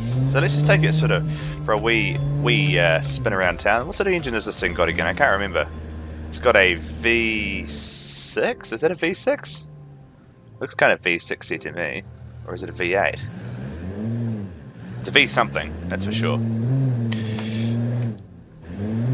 Oh, yeah, that's right. It's got automatic. I forgot about that. I don't even have to change gears. Such a luxury. Oh, understeer. Oh, rear-wheel drive. Rear-wheel drive. Okay, I've been driving only front-wheel drive for the vast majority of this challenge. And now that I've got, like, you know, rear-wheel drive oversteer, it's a bit of a challenge. Drivability over the bumps. Not bad. Not bad at all. High-speed stability in this car is going to be an issue. If I go around this corner here and I go... Yeah, so like that is a problem. And this is a hot hatch challenge. So, yeah, ultimately, that's, I mean, you know, it's difficult. Like, a lot of cars, I mean, I do have to take points off for that. As much as I don't want to, as much as I respect this car and what it stands for, this is more of a muscle car in its current format because of the rear-wheel drive. It's, you know, and it's got no ABS. So 15, so 1 point for ABS, lack of ABS, and I'm going to take another point off for the, maybe 2 points actually, because it just, there's that, you know, quite intense oversteer right there. So yeah, it's a difficult one, this car, to be honest. Like that, I'm not doing much to get that to do that. Can I go around the corner? There's a little bit too much power. It just oversteers pretty significantly. Oh, or if I cut the corner and smash into a massive light. Now, you know, it's, I mean, the thing about this car is ultimately the scores that I'm giving it for drivability will be negated by the fact that it's got really high drivability in automation because of automatic. It's quite quick though. Yeah, I mean, that is a wee bit of a concern. Hatchbacks, well, one of the things about them is generally they're front wheel drive, but also they have a tendency to be quite drivable and a little bit sporty, whereas this is, I mean, around town, actually, I mean, around town it's fine. I mean, oh, no, I have to say that if you're going 50 k's an hour and you're spinning out, that's a bit of a problem. Right, so currently it's sitting at 13 out of 15. because lack of ABS and also the oversteer issues. So at 100 km an hour, if I go like this, it's going to do that.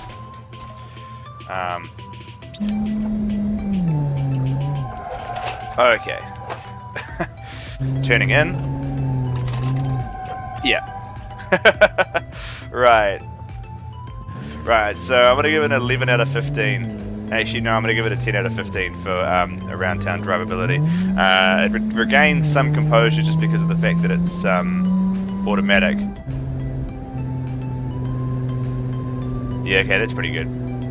Okay, because it sits at 2,500 RPM at 100 km an hour, I'm going to give it a... I'm going to add another point onto it, so I'm going to give it 11 out of 15 for around town drivability.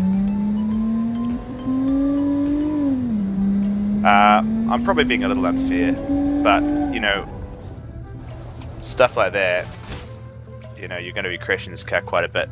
It's a bit of a hooligan, to be honest. It's a hooligan car.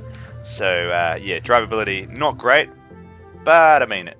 Hey, at least you look fucking cool while you're getting there, you know, like, I like the look of this car, it's fantastic. So, yeah, thanks for this mission. Right, here we are in the Mondo Entourage. Now, based on the the experience around the sort of the town, this thing is going to be insanely difficult on the track. So let's see how it goes. Right, straight into sport mode. Now I'm yeah, for some reason I can't really. It doesn't really have a manual mode, so we're going to use the sport mode instead. No ABS in this car. Oof. Oh. Okay. Yep. Exactly what I thought would happen has happened. Yep. Yeah. Okay. I'm wondering if if I should use trail braking to create a bit more stability. That's a trick that you can use. Yeah. That's what I'm going to have to do.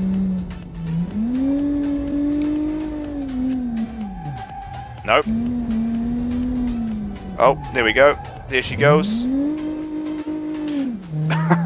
Oh, that might just have to be the lap, to be honest. Right, let's try one more.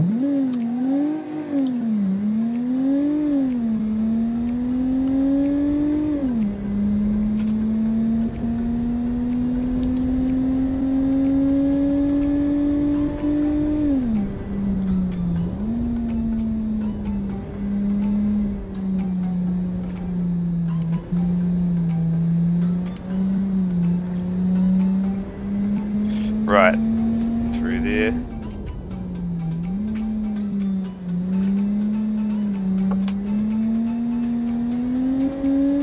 Just having to fight so much oversteer.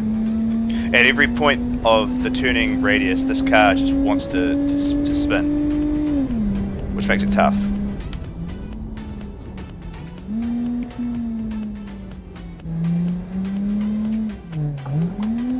Like there. Oh, come on.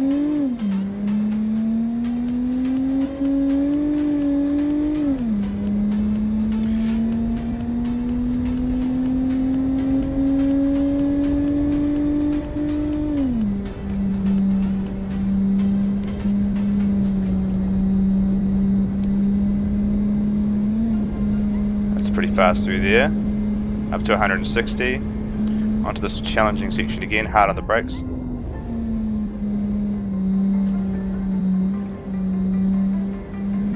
And then hard on the brakes again. And across the line. Right, so the Mondo Entourage was a challenging car to drive, just with all of that sort of rear bias and the automatic gearbox. So it received 11 for driving around town for smoothness. I really like the look of this car though, so I gave it a 15 out of 15 for aesthetics. Drivability, sportiness, reliability, and utility. It really suffered here, if I'm honest. It received a 39.55 for that score. The Top Gear test track lap time, I mean, the best thing that I could get in was a 1:33. It could go a lot faster with a little bit of tuning and tyre tyre change, to be honest. It just needed to have less front tyre width so that it didn't oversteer so much. It received 13 points for that. So overall, the combined total was 81.55 for the Mondo Entourage. Interesting take on the challenge. Really enjoyed it. So thank you very much. The JJMR HBS TCDI is an aggressive American-styled European hatch. It has a mustardy taste to it, but it has European plates, like mustard on brie. It's a sport-focused sports car with ventilated discs all round and a peppy 261 horsepower 2.1 sending power to the front. I love the look of this thing, especially the massive fake vents on the rear. The only problem I can see is the lack of windscreen wipers. For this, I deduct 1 point. 14 out of 15 for aesthetics. The geared limited slip differential and the top speed of this car are impressive. It comes in just under budget at $34,900. The issue for me is the shitty interior, basic seats and a basic cassette player. Let's see how it performs on the street and track. Right, here we are in the JJMR. I mean, I absolutely, the more I look at this car, the more I really like it. I just love these sort of solid 3-spoke wheels. It's a fantastic car. So let's take it for a quick spin around town. Well, quite a bit of turbo lag there, to be honest. Yeah, between 6,000 and 7,000 RPM it accelerates really hard, but before that there's not a whole lot going on. Right, let's just curve it gently. So driving around town, this thing's pretty normal. The torque curve does make it slightly challenging to go up hills, to be honest. You can sort of maintain your speed, but not really go much faster. Right, let's get up to speed and see how it handles a few evasive maneuvers at 100 k's an hour. Right, so here we are at 100 k an hour. That's pretty quick. Alright, let's go. Let's pop it to the left. Here we go. 3, 2, 1. And we go. And 3, 2, 1 to the right. Here we go. 3, 2, 1. Here we go. Man, even back to the right, it's pretty good. Well balanced chassis. This car's good. I think this is one of the good things about a lot of front wheel drives. You can just... They never really oversteer no matter what you do.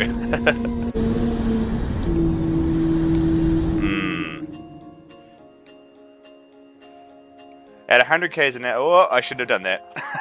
I should not have done that.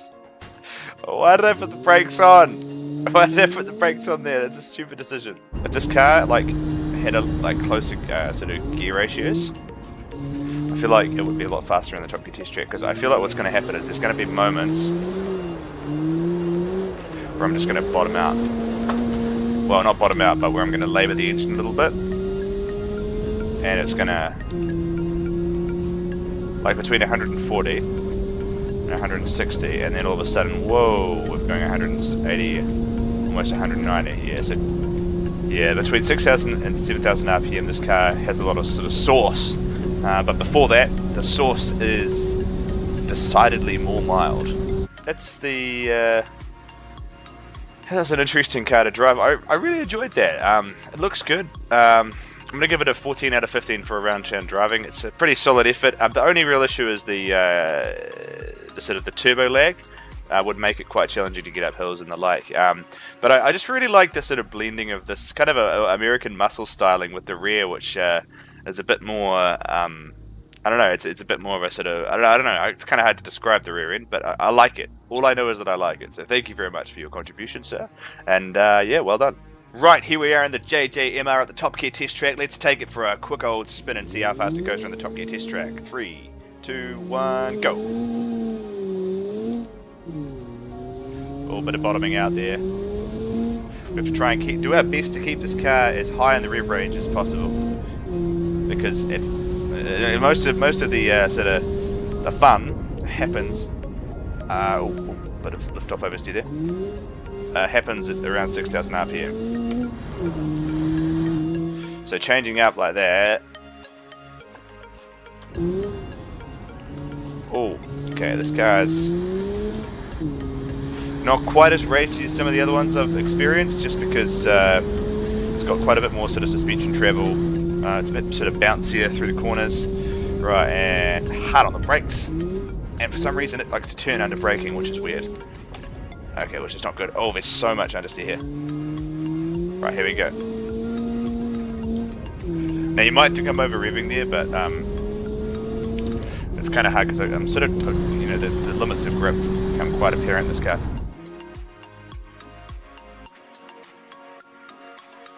And then take it wide through here, clip the inside. Try not to again take out all the grass. It's going quite fast. Oh, bit of lift off oversteer there. Onto the sand. And a pretty straightforward lap in this car. And there we go. Thank you very much.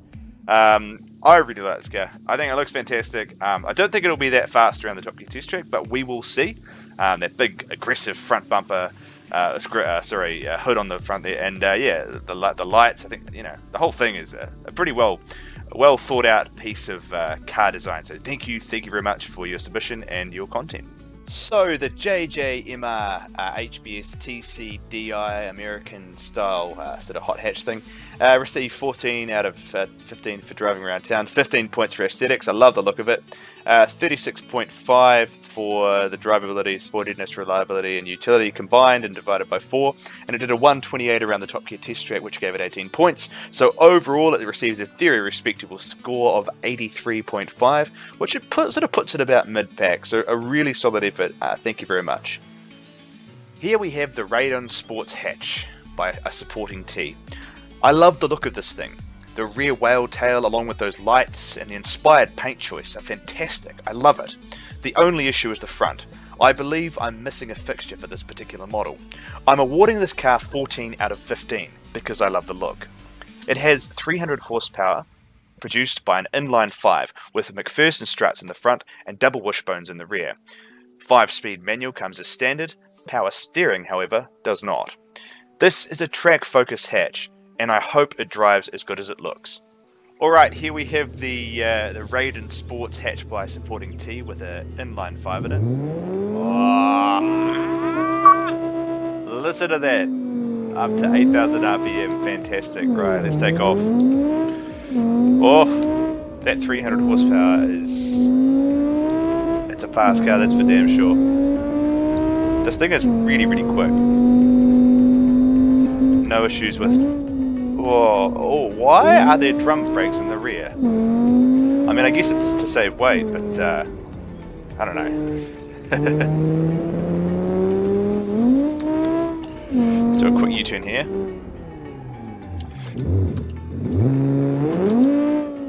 Right, let's see how it performs over some curves.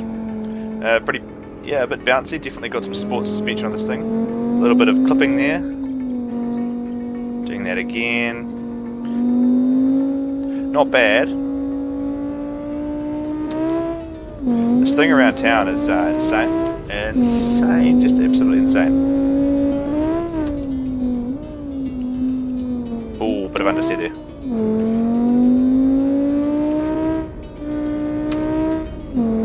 Man, I just love the sound of this thing. It's I mistakenly called it inline 6 before an inline 5. But this one definitely is an inline 5, and you can just tell it sounds kind of like a mini V10, you know. I just want to rev it, you know. It's crazy. Going right, and 3, 2, 1, going left, and then 3, 2, 1, going right, and then left. Oh yeah, so it's got good road characteristics. So just being able to do that won't be great for performance on the track, but it definitely earns you extra points in town because you can basically not risk spinning out. Like even if I'm not not on the power, you can do that. This is definitely a 15 out of 15 car in terms of the old drivability around town. It's a great job. 300 horsepower inline 5 by supporting T. Yeah, brake fade might actually be an issue. You can see this. There's a few issues with the brakes. I'm going to take a point off it for that for the brake fade issues. All right. Overall though, 14 out of 15. Really good job. Love driving this thing around town, and it looks and sounds fantastic. Well done. Right, here we are on the Raiden Sports Hatch. Okay, let's take it up to speed and see how fast it goes on the Top Gear test track. Oh, it sounds amazing. Here we go. And off the line. Sync. Just accelerates. So damn fast.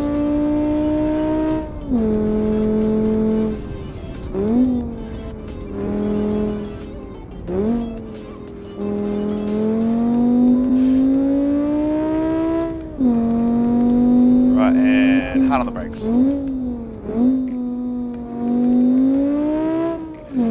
Taking a slightly different line through there than the other cars.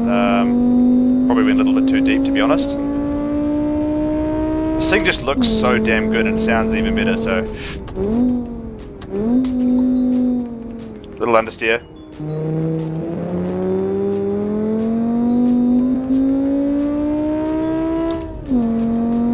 Doing pretty well so far, it has to be said. Feels pretty composed.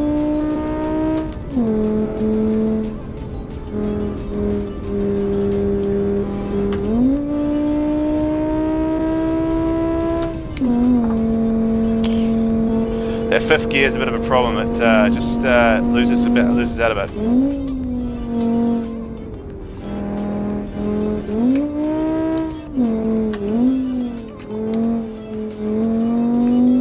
And across the line. So the absolutely beautiful Raiden Sports Hatch by a supporting T. I mean, I absolutely love the look of this thing, and the driving experience and the sound was incredible. It received 14 points for smoothness, 14 for aesthetics, drivability, sportiness, reliability, and utility. It received 35.675, and it did a 1 minute 24 around the Top Gear test track, giving it a score of 22. Combined, it means it gets a hugely respectable 85.675. Well done. The Jetterberg Targa by Marcus is a very cool car. The front looks fantastic, and I'm a big fan of the offset bump on the bonnet. Everything is in proportion. The way the front grille has off-centre elements is a risky design choice. However, for me, it really paid off. I'm not such a fan of the rear. However, I must concede that this car really is striking and has great attention to detail.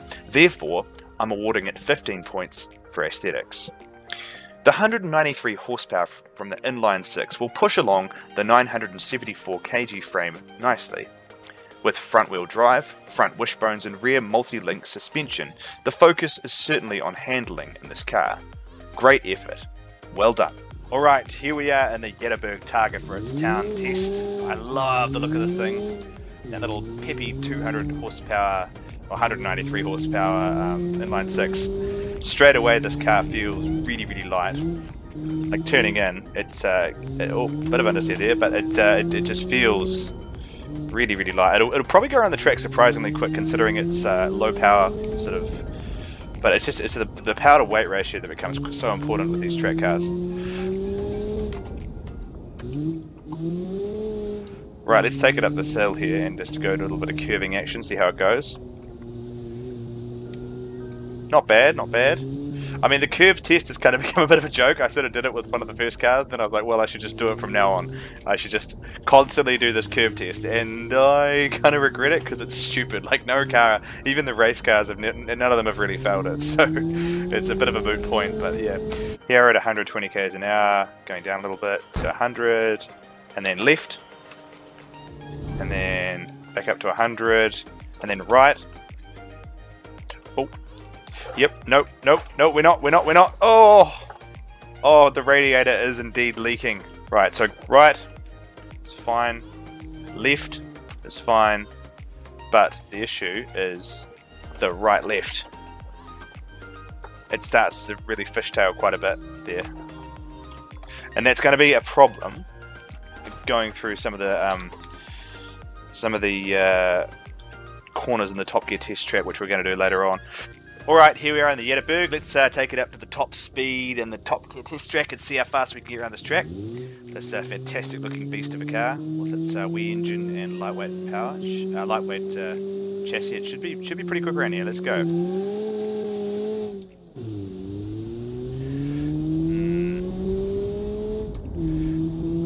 So I'm hoping with this car that that it can be, you know, it'll be faster because of its ability to brake late and turn in with accuracy. You can see there that it just really wants to turn, but I scrubbed off a lot of speed through wheel spin, well, through like understeer there.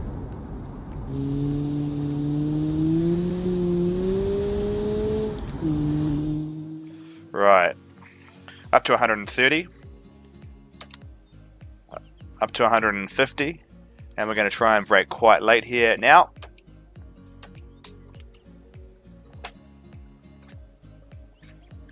Bit of understeer. Yeah, this car is really composed. Honestly, this feels like a track car. It's really nice. Should be good through the fast section as well. A little bit of grass there.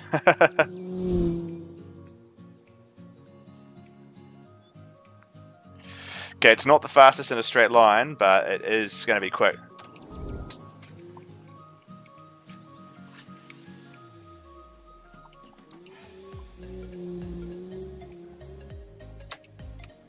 And across the line.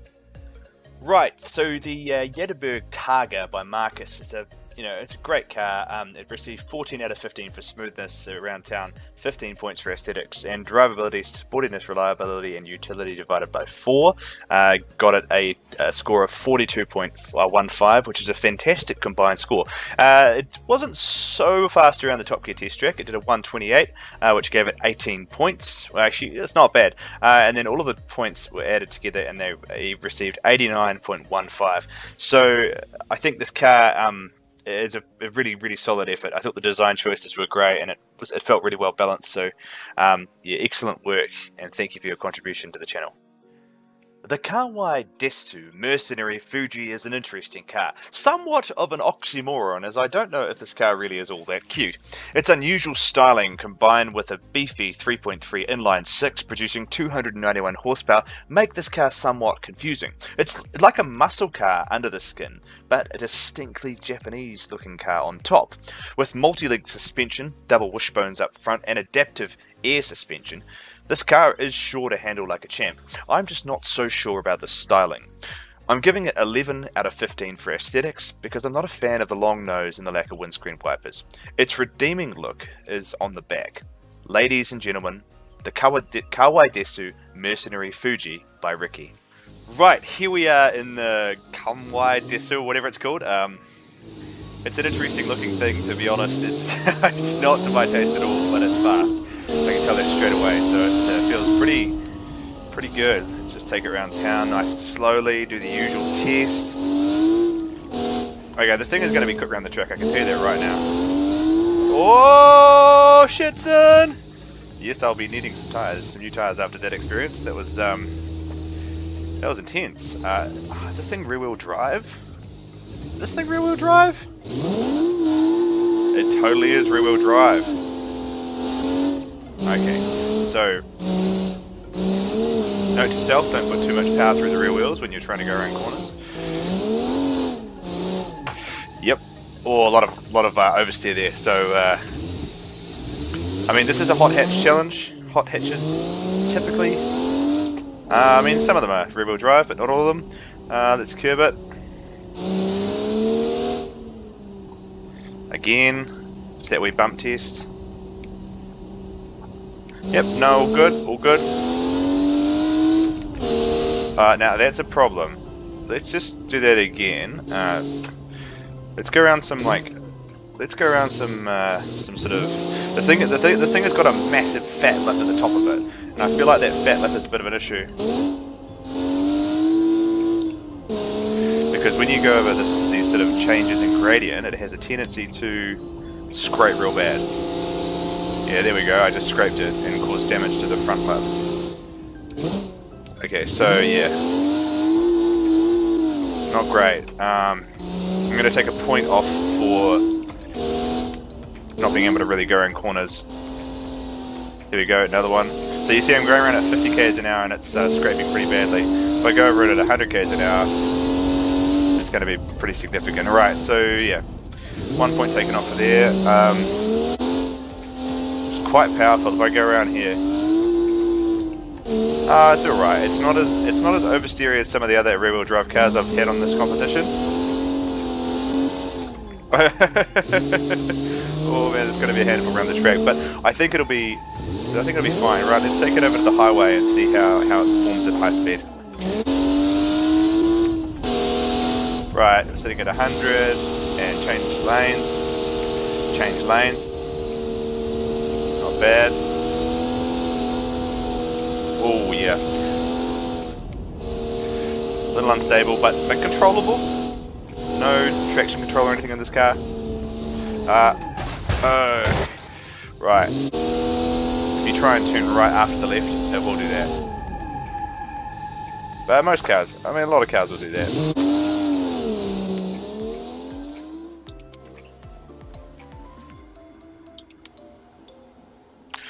One of the things about BeamNG is it's really hard to drive rear-wheel drive cars in this game.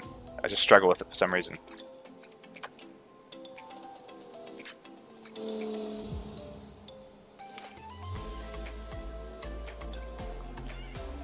And then coming in,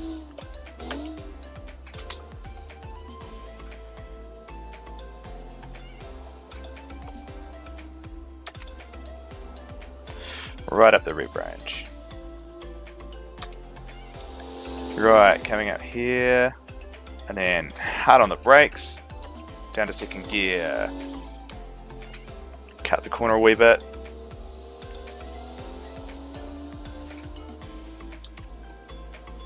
Right, up to 120. Right, now I have to watch out here, I have to watch out for balancing. Actually pretty composed, but it just feels like it's on tenterhooks, this car, when you're going through these sweeping parts. And this is the hardest bit. Bit of brake fade there happening.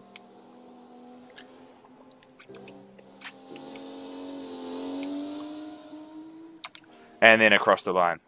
So the Kawai Desu Mercenary Fuji, the somewhat unusually styled car, received 13 for driving around town. I marked this car pretty hard on aesthetics. I gave it 11 out of 15, which probably seems tough, but ultimately this is a subjective contest, and it's my opinion. It received drivability, sportiness, reliability, utility of a combined score of 38.125, and it did a 1 minute 28 around the Top Gear test track, giving it 18 points. So it got a grand total of 80.125.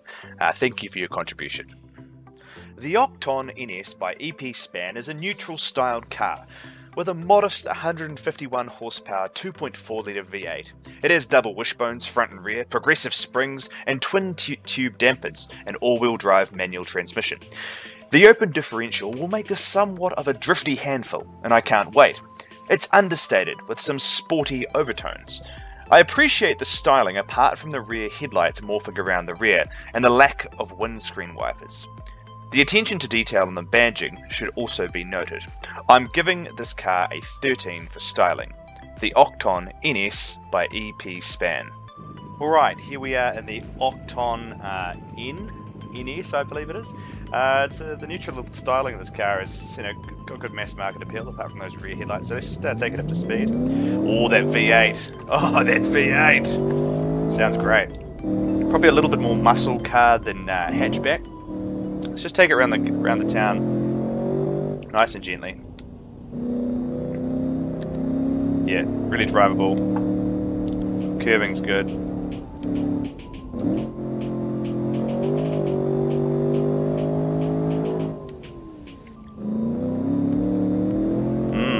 Spicy.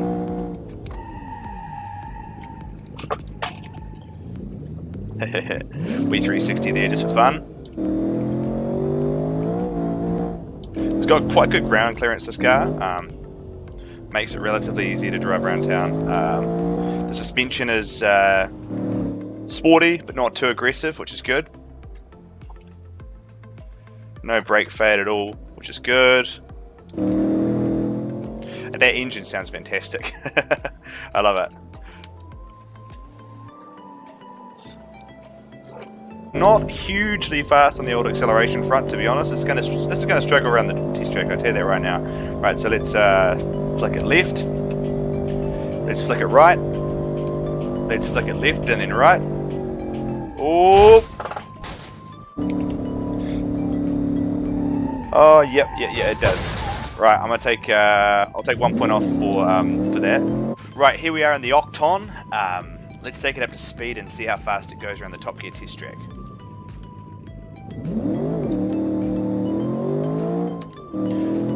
Right, so one of the benefits of this car, it's got good low range torque, but if I'm honest, the acceleration is probably not gonna do much for its lap time. Whoa, what's going on? What's going on? Okay, didn't like that very much at all. Right, let's go back to the start again.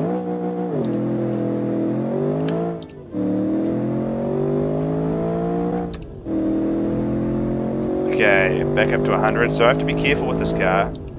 It's got quite significant lift-off oversteer. And it's difficult because you can't really feel it.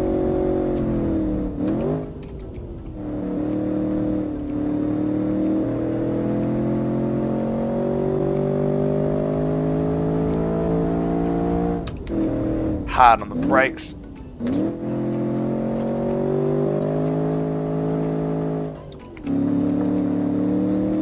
Man, this car sounds so beastie, looks reasonable, but I'm not going to lie, it's not a fast car.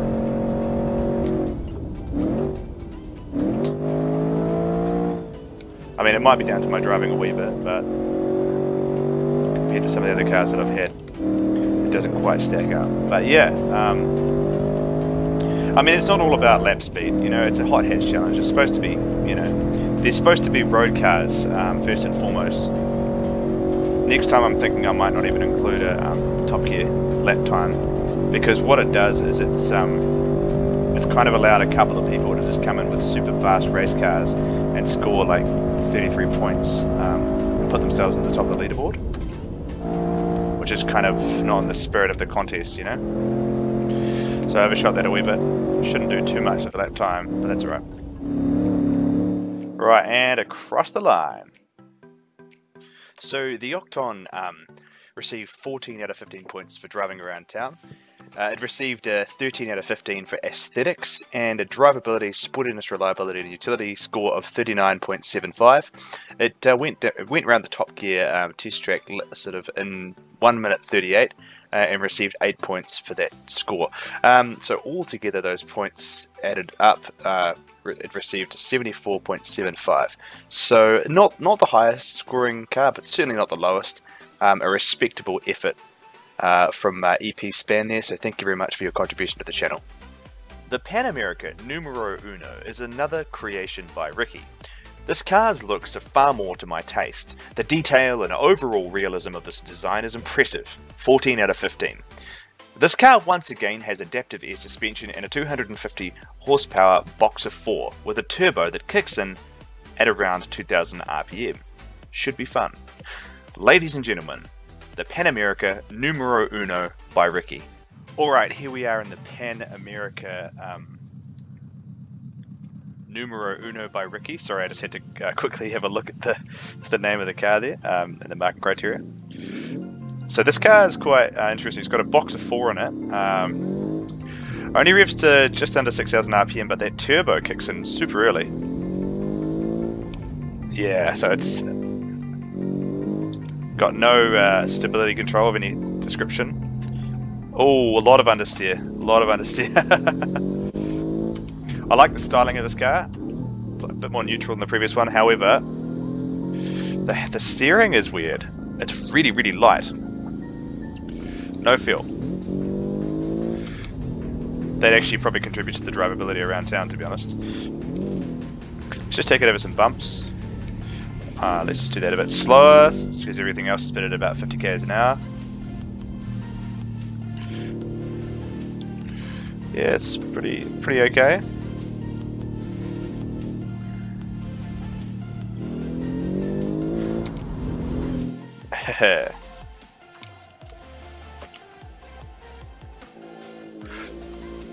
Sorry, I just really wanted to do that. Right, that's 100 there, and swerving left. And swerving right. Oh. And trying both, left and then right.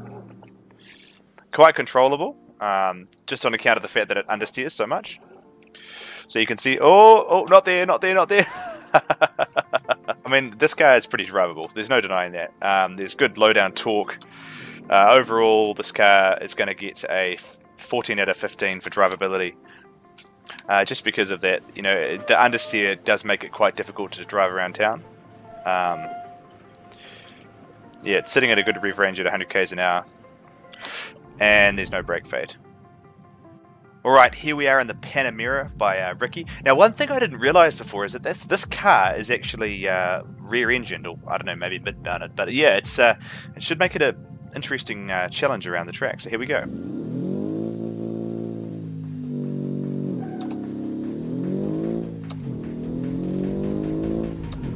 So the acceleration is pretty reasonable. Third gear, up to 120.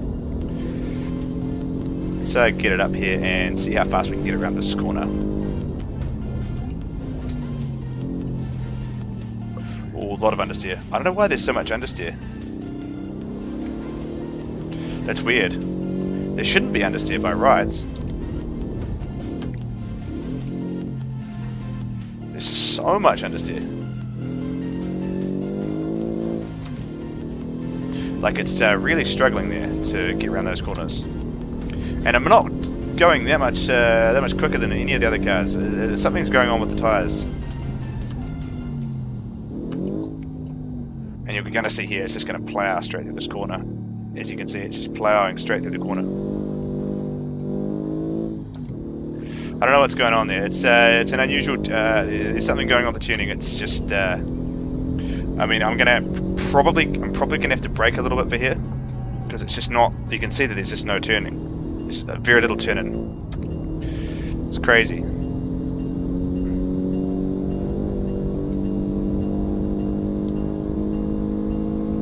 Okay, I think I might have an idea about what's happening.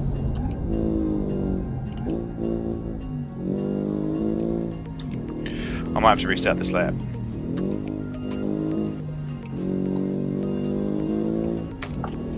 Yeah, okay. Now I'm not going to start the lap. Their car has got some issues with turning.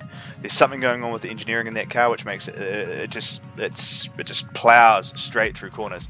I mean, I still like the car, but yeah, as a track car, it's probably not the strongest example I've seen. So the rear-engine Panamerica Numero Uno by Ricky. I mean, while it looked really cool and it was super innovative, it didn't score all that highly. It received 14 out of 15 for smoothness around town, 14 for aesthetics, a drivability, sportiness, reliability, and utility score from automation of 36.75. I think it really suffered with the understeer there, and a few other sort of factors that brought that score down quite a bit. It went around the Top Gear test track in 1 minute 36, which gave it 10 points, and all together they combined to make a score of 74.75. So Ricky, thank you very much for your contribution to the contest, and appreciate the content. Can't wait to see you next time. The Raven GTI by TK No DVD is a great looking angry sports hatch. This car looks like an angry puppy until you open its mouth and you realise it's an attack dog shouting at you with huge testicles. A turbocharged 365 inline 6 producing a staggering 432 torques is huge. The interior is basic bare bones, but the outside looks great. I'm awarding this car 13 out of 15 for looks, taking 1 point for the lack of wipers and because I'm not a huge fan of the dimensions of the rear fixtures. There is some compromising on the suspension with standard springs and gas monotube dampers, which may make handling all that power a bit of a challenge. This car is sure to be raucous on track.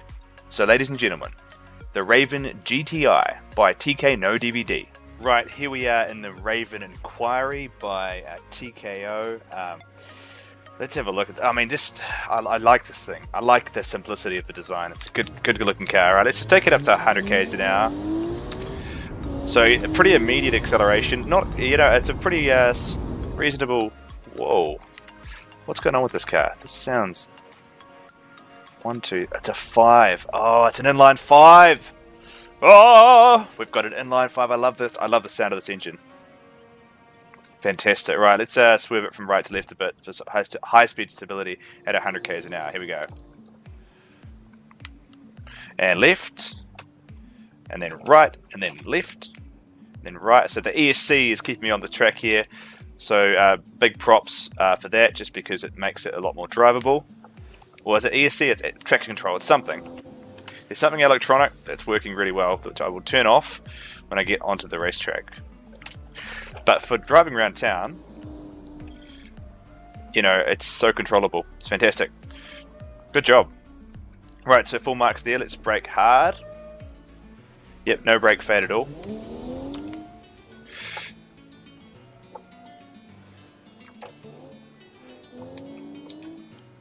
Man, this car sounds so good.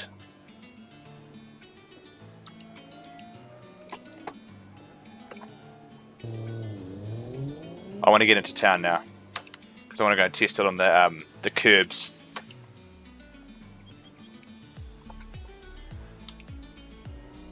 Man, this ESC in BeamNG is annoying.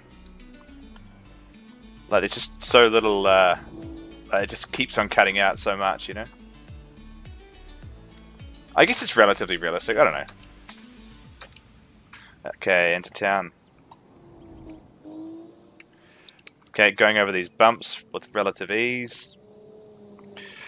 No body panels being left on the ground, which is good. Let's just take it over the curb. Yeah, it's fine. Fine. Oh.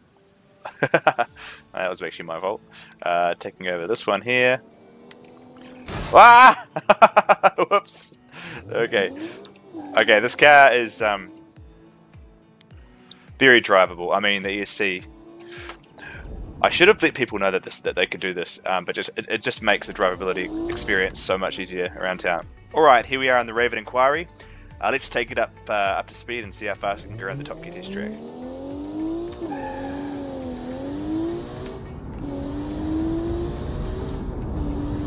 Right, so she's a pretty quick car, that's for sure.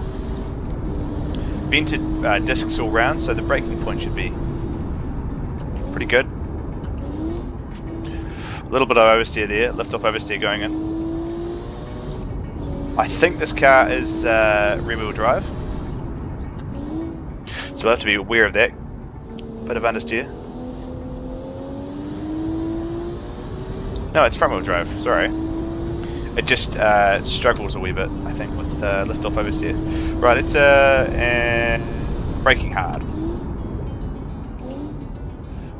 Oh, not great, not great, not great.